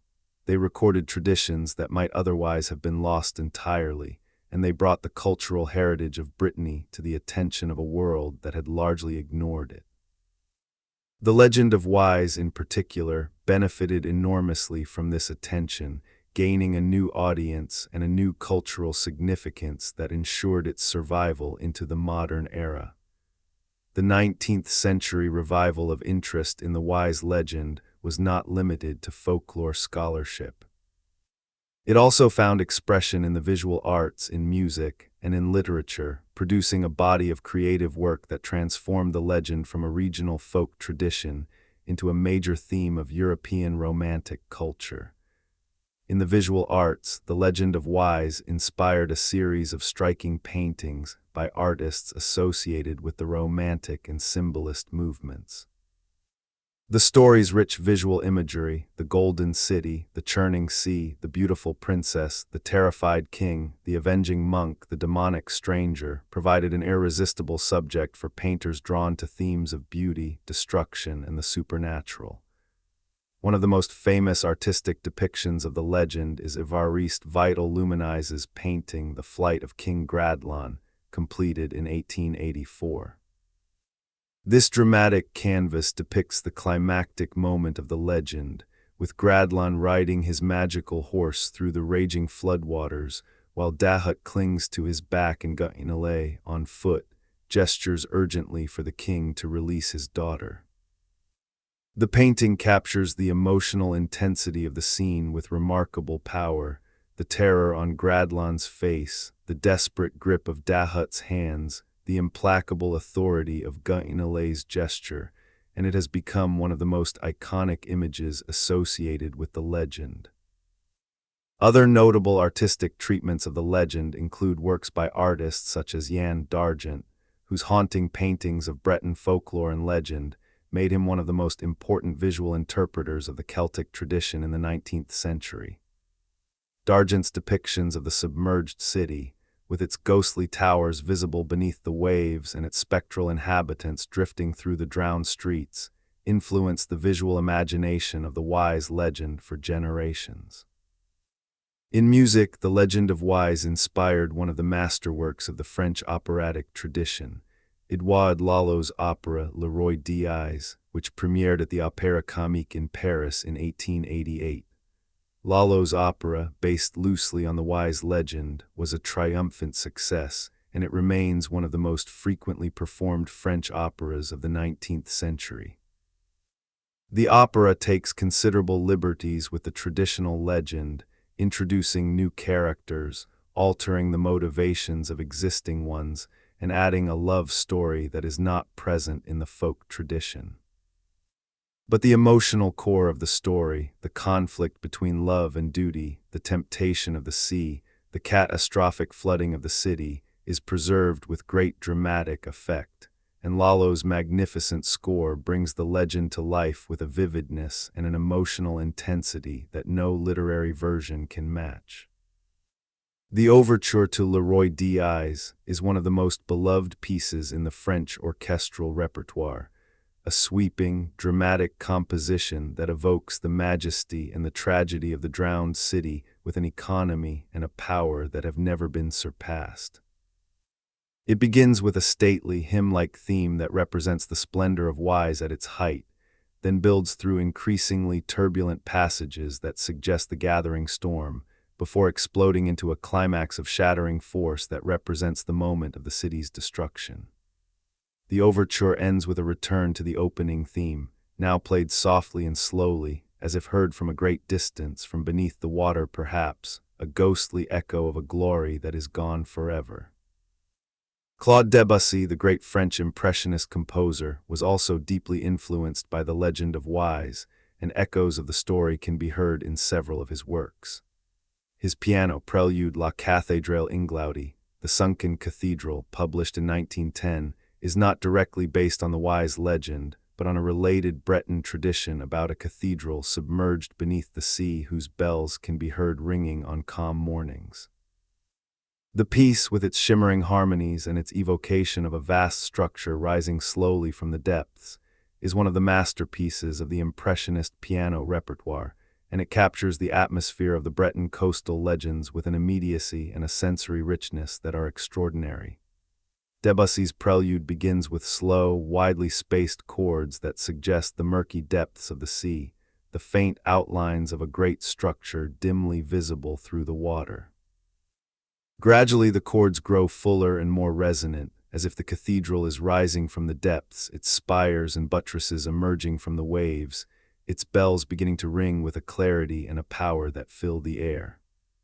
The climax of the piece is a moment of breathtaking grandeur, a passage of massive, organ-like chords that represent the cathedral at its full height, towering above the surface of the water, its bells pealing triumphantly in the morning light. Then slowly the cathedral sinks back beneath the waves, the chords dissolving into the shimmering, watery textures of the opening, and the piece ends in silence, with only the faintest echo of the bells lingering in the air.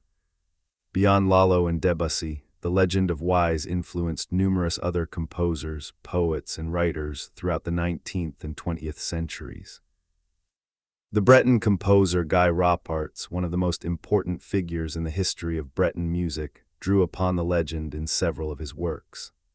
The poet Charles Le Goffec, a native of Brittany, devoted some of his finest verse to the theme of the drowned city, and the legend has continued to inspire musical compositions into the 21st century, with works in genres ranging from classical orchestral music to Celtic folk to progressive rock and electronic music. In literature, the legend of Wise has been retold, reimagined, and reinterpreted by countless writers over the centuries. In the 19th century, the legend was a favorite subject of the French Romantic writers, who were drawn to its combination of exotic setting, supernatural atmosphere, and emotional intensity. Writers such as Émile Souvestre, whose Le Foyer Breton, The Breton Hearth, published in 1844, included a powerful retelling of the legend, and Anatole Lebras, whose La Légende de la Mort chez les Bretons Armoricains, The Legend of Death Among the Armorican Bretons, published in 1893, explored the legend in the context of broader Breton attitudes toward death and the afterlife. Both made significant contributions to the literary tradition of Wise. In the 20th century, the legend was taken up by writers of fantasy and historical fiction, who found in the story of the drowned city a rich source of material for imaginative elaboration. The most significant of these modern retellings is probably the tetralogy, The King of Wise, by Powell Anderson and Karen Anderson, published between 1986 and 1988.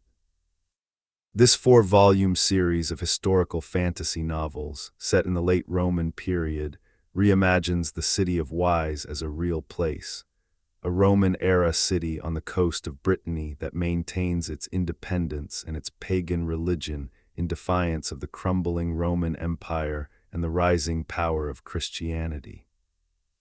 The Andersons' version of the legend is meticulously researched, richly detailed, and deeply sympathetic to both the pagan and Christian perspectives, and it represents one of the most ambitious and successful literary treatments of the wise story.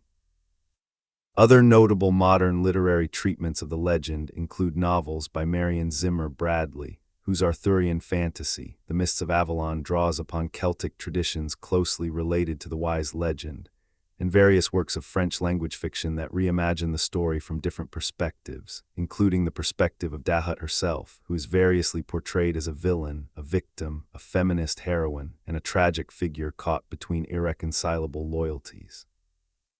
The legend has also entered the realm of graphic novels, comic books, and visual storytelling, particularly in the French-language bande dessinée tradition, where the rich visual possibilities of the story, the underwater city, the sea monsters, the magical horse, the dramatic flooding, have been explored with great skill and imagination. The comparison between Wise and Atlantis is inevitable, and it has been drawn by scholars and popular writers alike for centuries. Both are stories of magnificent cities destroyed by the sea. Both involve the idea of a civilization brought low by its own moral failings. Both end with the catastrophic submersion of an entire urban landscape, and both have inspired centuries of speculation about whether they might be based on real historical events.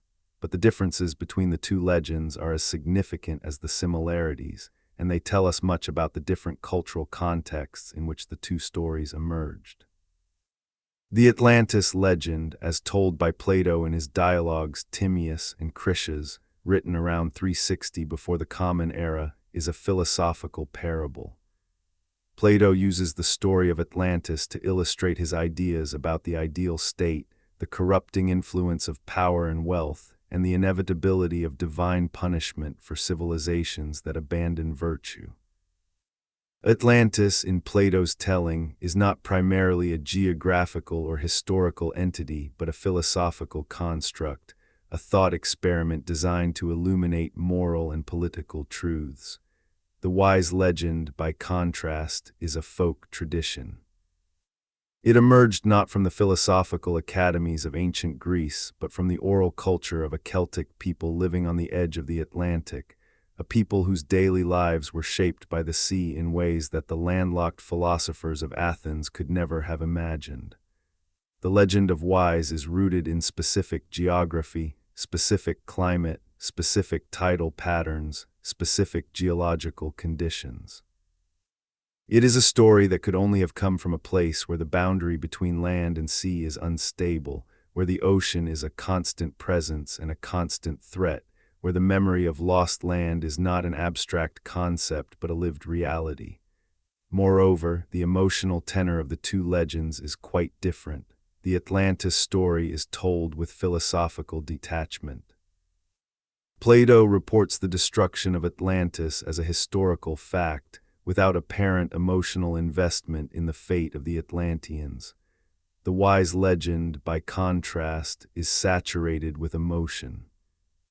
The love of Gradlon for Dahut, the desperation of Guénolé, the seductiveness of the stranger, the terror of the flooding, the heartbreak of Dahut's fall into the sea. These are not philosophical abstractions but visceral, human experiences, rendered with an emotional intensity that suggests deep personal and cultural investment. The Atlantis legend has given rise to an entire industry of pseudoscientific speculation, with countless books, television programs, and websites devoted to the search for the real Atlantis, variously located in the Mediterranean, the Caribbean, the North Sea, Antarctica, and various other improbable locations. The wise legend, by contrast, has remained more firmly grounded in its original geographical and cultural context. While there have been attempts to locate the physical remains of Wise in the Bay of Douarnenez, these efforts have generally been conducted with more scholarly rigor and less sensationalism than the Atlantis industry, and they have produced results that, while inconclusive, are at least consistent with the known geology and archaeology of the area. Yet the two legends share a deeper kinship that transcends their differences.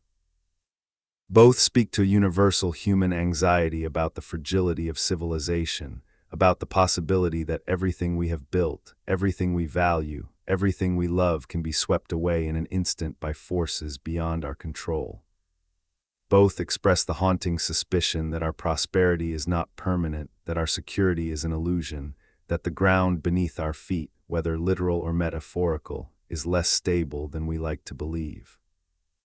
And both offer the consoling possibility that what has been lost might one day be recovered, that the sunken city might rise, that the golden age might return, that the waters might part and reveal the gleaming towers and the shining streets of a world we thought was gone forever. The legend of Wise is not the only European tradition about a sunken city. Indeed, stories of drowned lands and submerged settlements are remarkably common in the folklore of the coastal peoples of northwestern Europe, a fact that has led many scholars to speculate about a common origin or a common cause. In Wales, the legend of Cantre'r Gwaelod tells of a prosperous lowland kingdom in what is now Cardigan Bay, on the western coast of Wales. The kingdom was protected from the sea by a system of dikes and sluice gates, maintained by a watchman named Cethanin.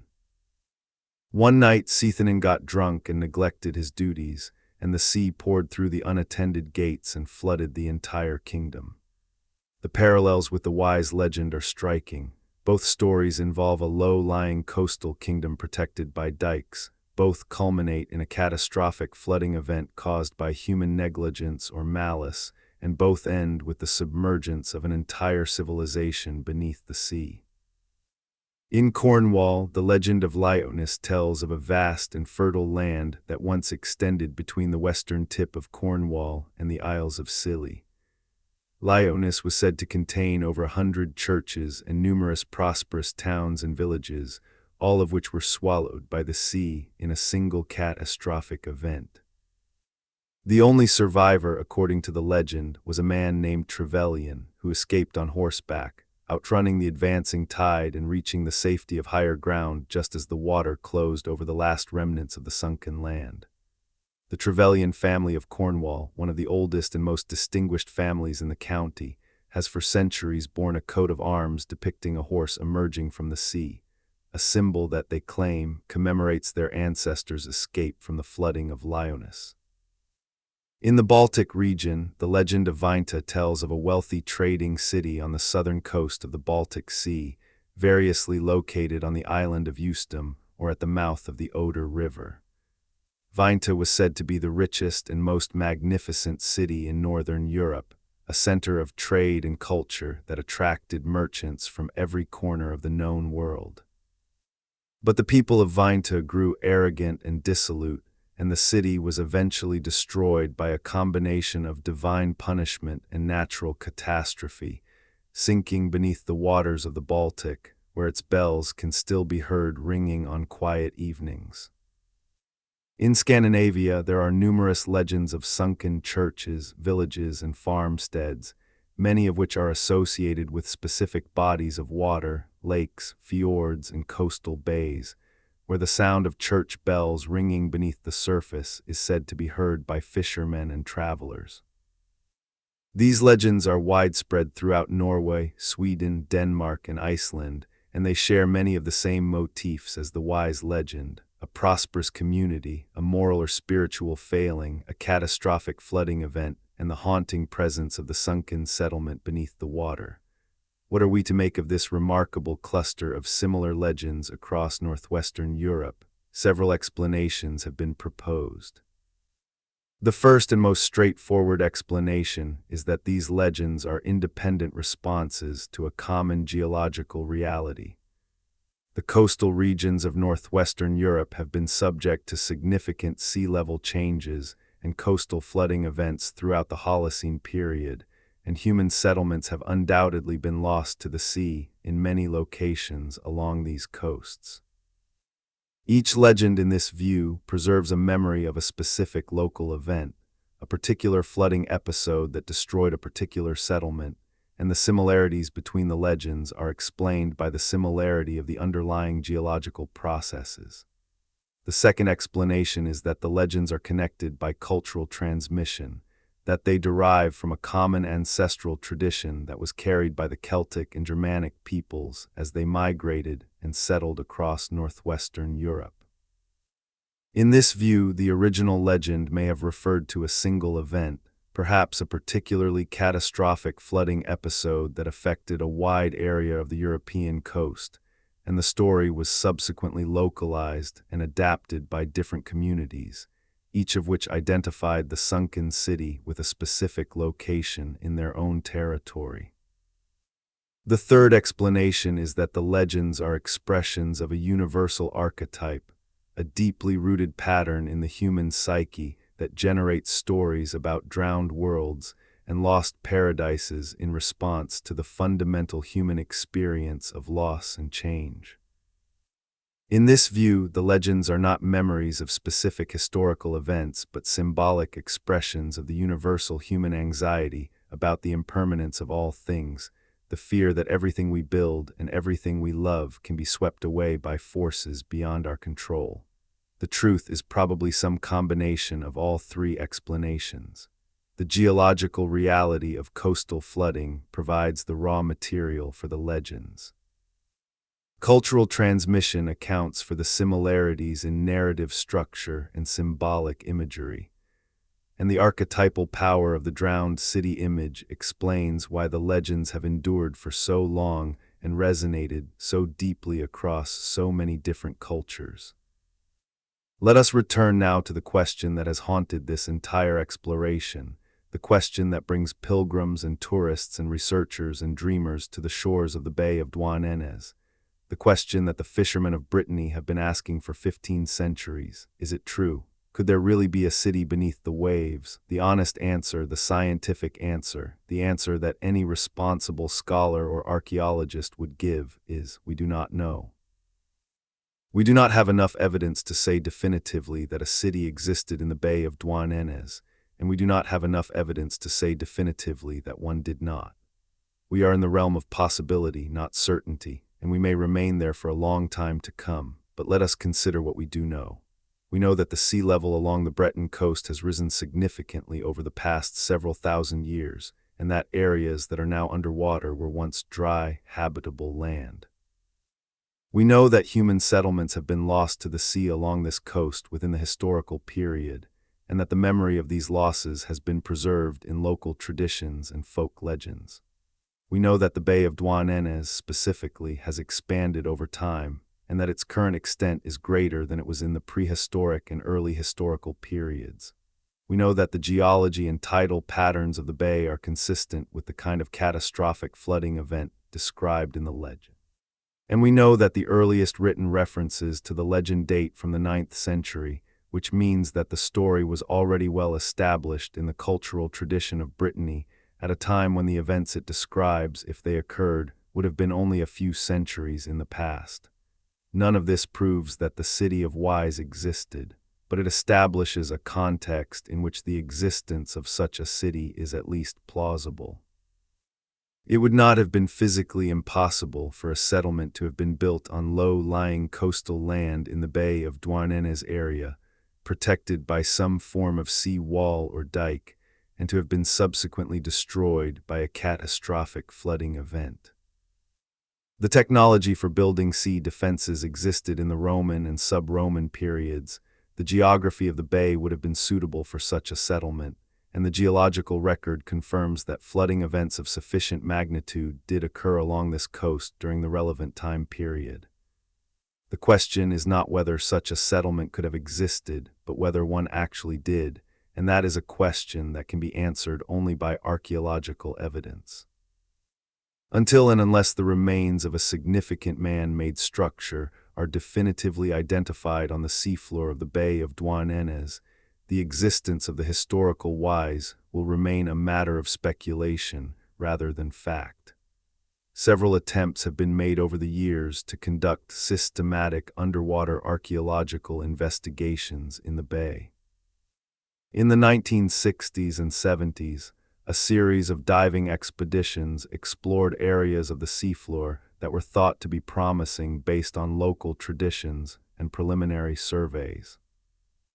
These expeditions discovered various features that were interpreted by some observers as possible evidence of human activity, but none of the findings was conclusive, and the harsh underwater conditions in the bay, the strong currents, the poor visibility, the cold temperatures made systematic investigation extremely difficult. More recent surveys, using modern remote sensing technologies such as side-scan sonar, multi-beam bathymetry, and sub-bottom profiling, have produced more detailed images of the seafloor and the sediment layers beneath it. These surveys have revealed various anomalies and features that deserve further investigation, but the interpretation of remote sensing data is always uncertain, and ground truthing, the process of confirming remote sensing interpretations through direct observation and excavation, has not yet been carried out on a sufficient scale to provide definitive answers. The challenges of underwater archaeology in the Bay of Douarnenez are formidable. The bay is exposed to the full force of the Atlantic, and conditions on the seafloor are harsh and unpredictable. Visibility is often poor, currents are strong, and the water is cold. Sediment deposits in the bay are thick and complex, potentially burying any archaeological features beneath meters of sand, gravel, and mud, and the sheer size of the area that would need to be investigated is daunting. The bay covers an area of over 80 square kilometers, and any submerged settlement, even a large one, would occupy only a tiny fraction of that area. Finding it would be like finding a needle in a haystack, except that the haystack is underwater in the dark and constantly being rearranged by the tides. Despite these challenges, interest in the underwater archaeology of the Bay of Douarnenez continues, and new technologies are constantly being developed that may one day make a comprehensive investigation feasible. High-resolution sonar systems, autonomous underwater vehicles, advanced diving technologies, and improved methods for analyzing sediment cores are all tools that could potentially contribute to the search for whys, and it is possible that future generations of archaeologists will have the resources and the technology to answer the question that has eluded their predecessors. While the search for the physical whys continues, the legend itself continues to evolve and to exert its influence on the cultural life of Brittany and beyond. In the 20th and 21st centuries, the story of whys has been adapted and reinterpreted in ways that reflect the changing concerns and sensibilities of each new era. In the early 20th century, the legend was taken up by the Breton nationalist movement, which was then in its formative stages. For the nationalists, the story of whys served as a powerful allegory of the Breton experience, a once great civilization, brought low by the machinations of external enemies and internal traitors, now lying dormant beneath the surface, waiting for the day when it would rise again in renewed glory. The promise of the legend that whys would rise when Paris sank was interpreted not as a literal prophecy, but as a metaphorical expression of the hope that Breton identity and autonomy would one day be restored. This political interpretation of the legend gained particular resonance during periods of cultural crisis, when the Breton language and its traditions were under the greatest pressure from the centralizing policies of the French state. The suppression of the Breton language in schools, which was enforced with particular rigor in the late 19th and early 20th centuries, was experienced by many Bretons as a form of cultural drowning, a deliberate attempt to submerge their heritage beneath the flood of French linguistic and cultural dominance. The legend of whys gave this experience a mythological framework, a way of understanding and processing the trauma of cultural loss, and it offered the consoling promise that what was being drowned could one day be raised up again. In the second half of the 20th century, the legend was reinterpreted through new critical lenses. Feminist scholars drew attention to the treatment of Dahut in the traditional versions of the story, noting that the legend's portrayal of a sexually active, religiously independent woman as the agent of destruction reflected deep-seated misogynistic attitudes. In the traditional telling, Dahut's sins are explicitly linked to her sexuality and her refusal to submit to male, specifically ecclesiastical, authority. She is punished not simply for her political or moral failings, but for being a woman who dares to exercise her own agency in a world defined by male power. Feminist reinterpretations of the legend have sought to reclaim Dahut as a figure of female empowerment, a woman who refused to be constrained by the patriarchal norms of her society and who was demonized precisely because of that refusal. In these readings, the destruction of Wise is not a deserved punishment for sin, but an act of patriarchal violence, a destruction of the feminine principle by the forces of male religious authority. Guénolé in these interpretations is not a righteous prophet but a representative of a repressive institution that sought to control and subjugate women, and his demand that Gradlon abandon Dahut is an act of cruelty, not of divine justice. These feminist readings have generated significant scholarly debate, and they have enriched the interpretive tradition surrounding the legend without displacing the older readings. The legend of Wise, like all great myths, is capacious enough to accommodate multiple interpretations, and its meaning shifts and deepens with each new perspective that is brought to bear on it. Environmental interpretations of the legend have also gained prominence in recent decades, as awareness of climate change and sea level rise has grown. The story of a city built below sea level, protected by an artificial barrier, and ultimately destroyed when that barrier fails, has obvious resonance in an era when rising seas threaten coastal communities around the world. The legend of Wise can be read as a cautionary tale about the hubris of building in defiance of natural forces, about the danger of assuming that human engineering can permanently hold back the power of the ocean, and about the catastrophic consequences that follow when that assumption proves to be wrong. This environmental reading gives the legend of Wise a new urgency and a new relevance. As sea levels continue to rise, driven by the warming of the global climate, coastal cities around the world face the prospect of flooding and inundation on a scale that has no precedent in human history. The cities of the present, like the city of Wise in the legend, rely on elaborate systems of dikes, levees, sea walls, and pumping stations to keep the water at bay, and the failure of these systems, whether through neglect, natural disaster, or the sheer overwhelming force of the rising sea, could result in catastrophes that would dwarf anything described in the ancient legends. The resonance is impossible to ignore. When we hear the story of Wise, when we imagine the moment when the gate opened and the sea came rushing in, we are not simply hearing a tale from the distant past. We are hearing a warning about the present and the future. We are hearing a story about ourselves. In the contemporary cultural landscape, the legend of Wise continues to thrive. It has been adapted into films, television programs, theatrical productions, and multimedia installations. It has inspired musical compositions in genres ranging from classical to electronic to Celtic folk.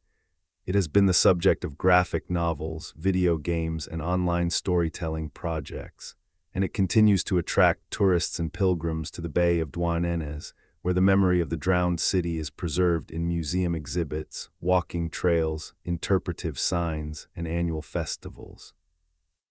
The Festival of Cornwall, held annually in the city of Quimper, the traditional capital of King Gradlon's kingdom, regularly features performances and presentations related to the legend of Wise. The equestrian statue of Gradlon that stands between the towers of the Cathedral of St. Corentin, looking out over the city from its high perch, is one of the most photographed monuments in Brittany, and it serves as a tangible link between the modern city and the legendary past. In Douarnenez itself, the town on the shore of the bay where Wise is said to lie, the legend is a central element of the local cultural identity, referenced in the names of streets, businesses, and public spaces, and celebrated in festivals and events throughout the year.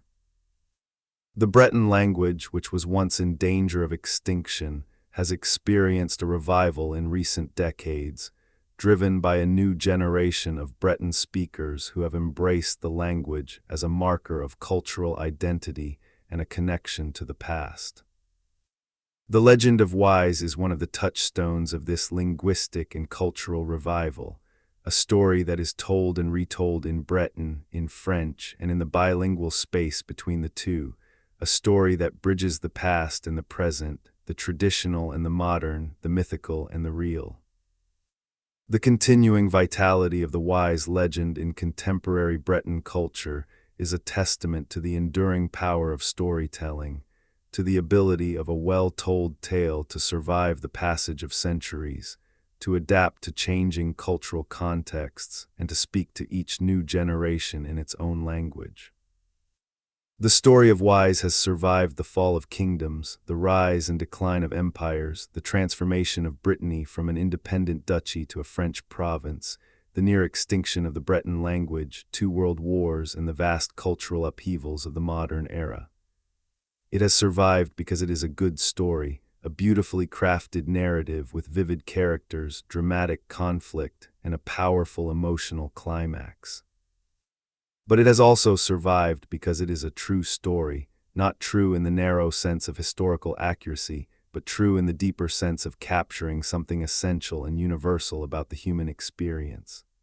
Let us consider one final time the characters of this extraordinary legend and what they represent. King Gradlon, the father, the builder, the man who created paradise and then watched it be destroyed because he could not control the one person he loved most.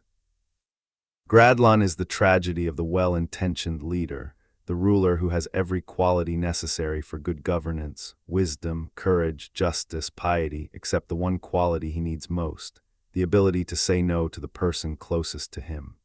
Gradlon's love for Dahut is his greatest strength and his fatal weakness, and the legend invites us to consider whether these are really 2 different things or 2 sides of the same coin. Can love be both the noblest and the most destructive of human emotions? The legend says yes unequivocally, and it offers no easy resolution to this paradox. Dahut, the daughter, the destroyer, the woman who was born of the sea and returned to the sea, who loved the old gods and hated the new faith, who used her beauty as a weapon and her desire as a chain, who brought a kingdom to its knees and was condemned to an eternity beneath the waves. Dahut is the most complex and the most controversial figure in the legend, and she has been interpreted in wildly different ways by different tellers and different generations. Is she a villain or a victim, a monster or a martyr, a symbol of female empowerment or a warning against female transgression? The legend does not give a single definitive answer. It presents Dahut in all her contradictions and leaves the interpretation to the listener.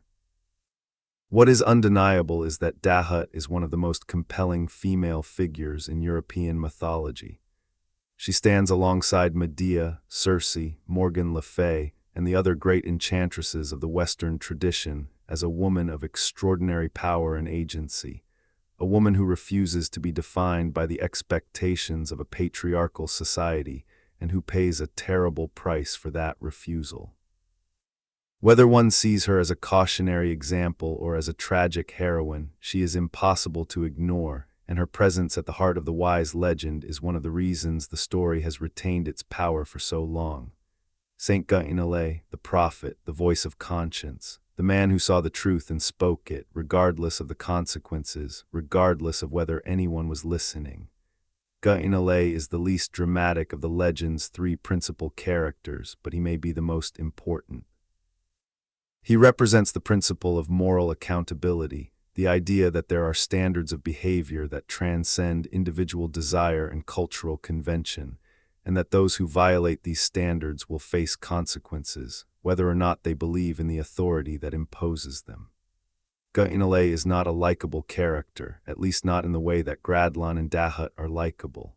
He is stern, demanding, uncompromising, and to modern sensibilities, perhaps even cruel. His demand that Gradlon abandon his daughter to the sea is the most shocking moment in the legend, and it raises profound questions about the nature of divine justice and the limits of human compassion. But Guénolé is also the only character in the legend who is fully honest, fully consistent, fully committed to his principles. He does not waver, he does not equivocate, he does not tell people what they want to hear. He tells them what they need to hear, and when they refuse to listen, he does not walk away. He stays. He stays until the very end, until the waters are rising and the city is falling and the last chance for salvation is slipping away. And even then, in the final, desperate moment, he does what must be done, regardless of the cost. There is something admirable in that, even for those who find his theology repugnant and his methods ruthless. And then there is the stranger, the man in scarlet. The figure who appears at the feast, seduces the princess, and sets the catastrophe in motion. Who is he? In the Christian interpretations of the legend, the answer is clear. He is the devil. He is Satan himself, come in human form to tempt the already corrupted Dahut into committing the final, irrevocable act of destruction. The scarlet clothing, the supernatural beauty, the honeyed words, the smile that promises everything and delivers nothing, these are the classic attributes of the tempter, the prince of lies, the enemy of mankind.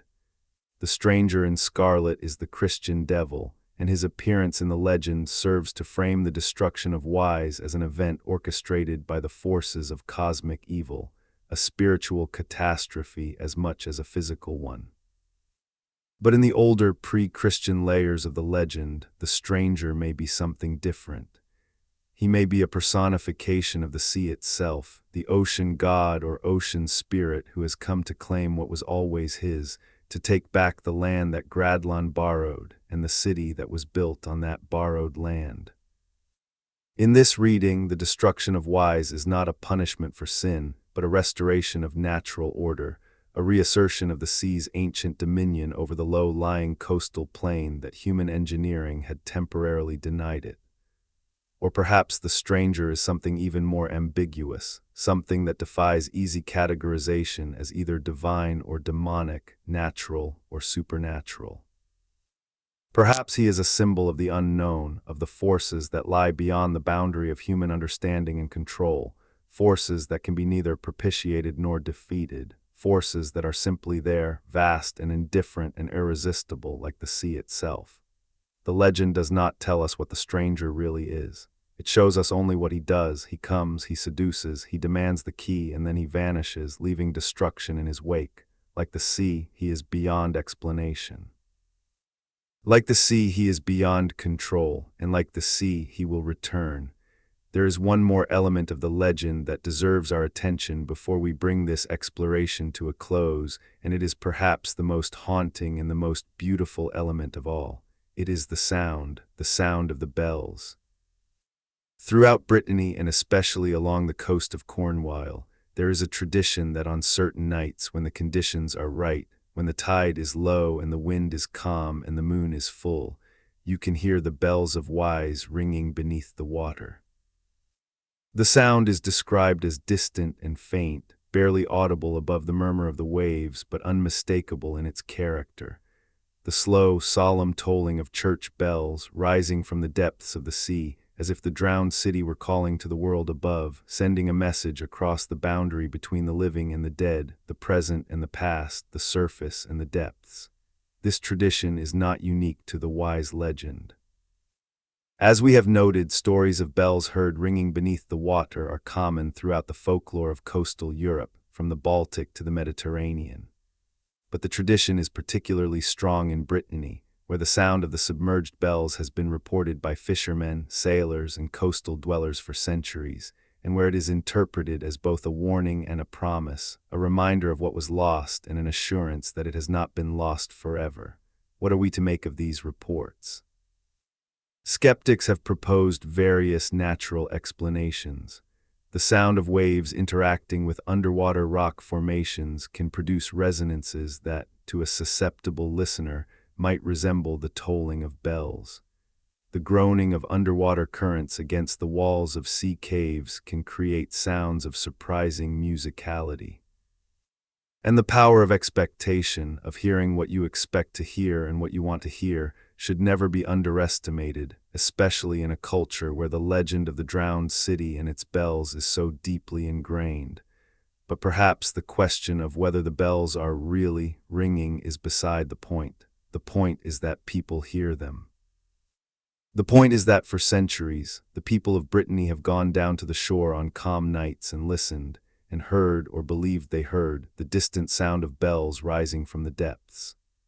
And the point is that this experience, whether it is an acoustic phenomenon or an act of imagination, connects them to their past, to their culture, to the story of who they are and where they come from, in a way that is as real and as powerful as any archaeological artifact or historical document.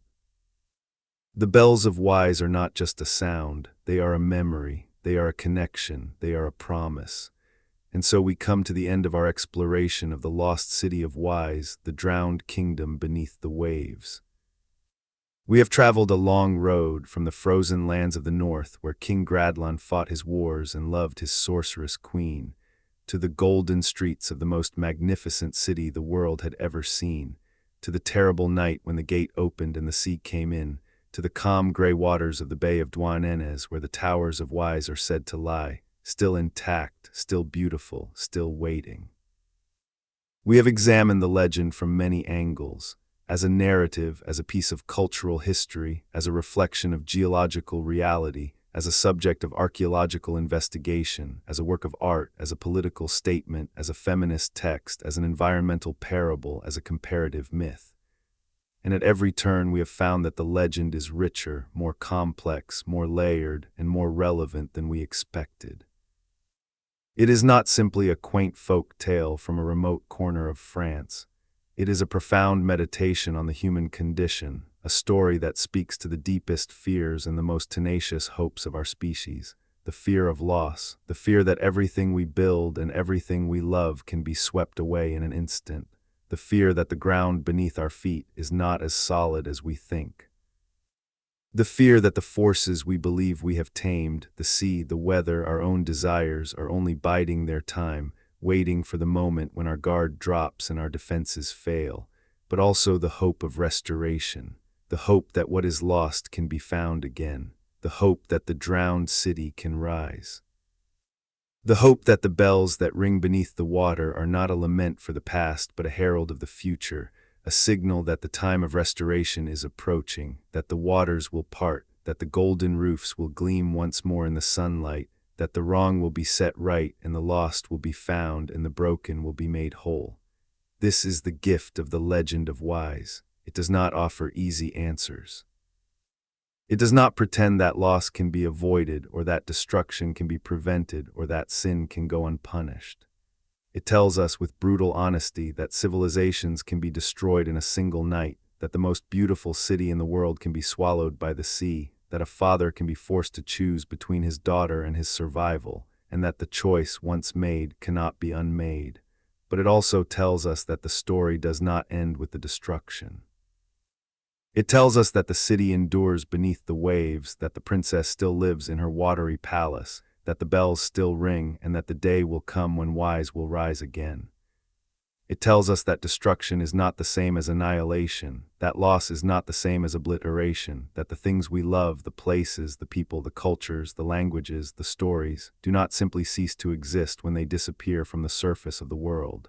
They persist, they endure, they wait. And perhaps that is the most important truth that the legend of Wise has to offer.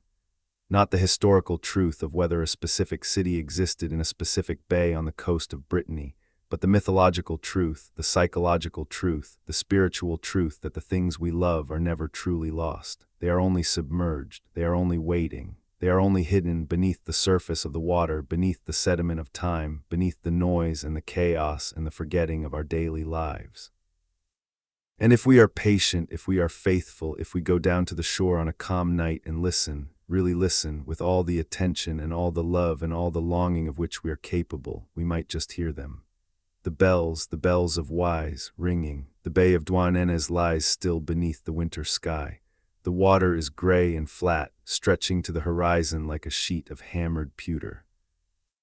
The wind blows cold from the west, carrying with it the salt smell of the open Atlantic and the cry of the seabirds wheeling above the cliffs.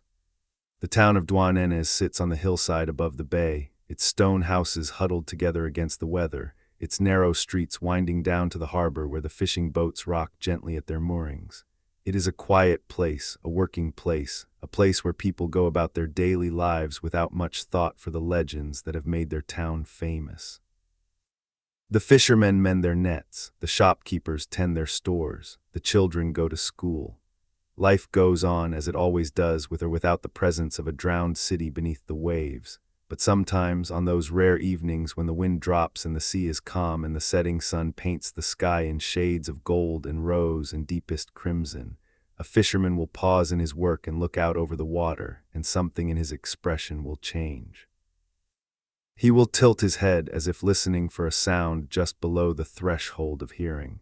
He will narrow his eyes as if trying to make out a shape just below the surface of the water.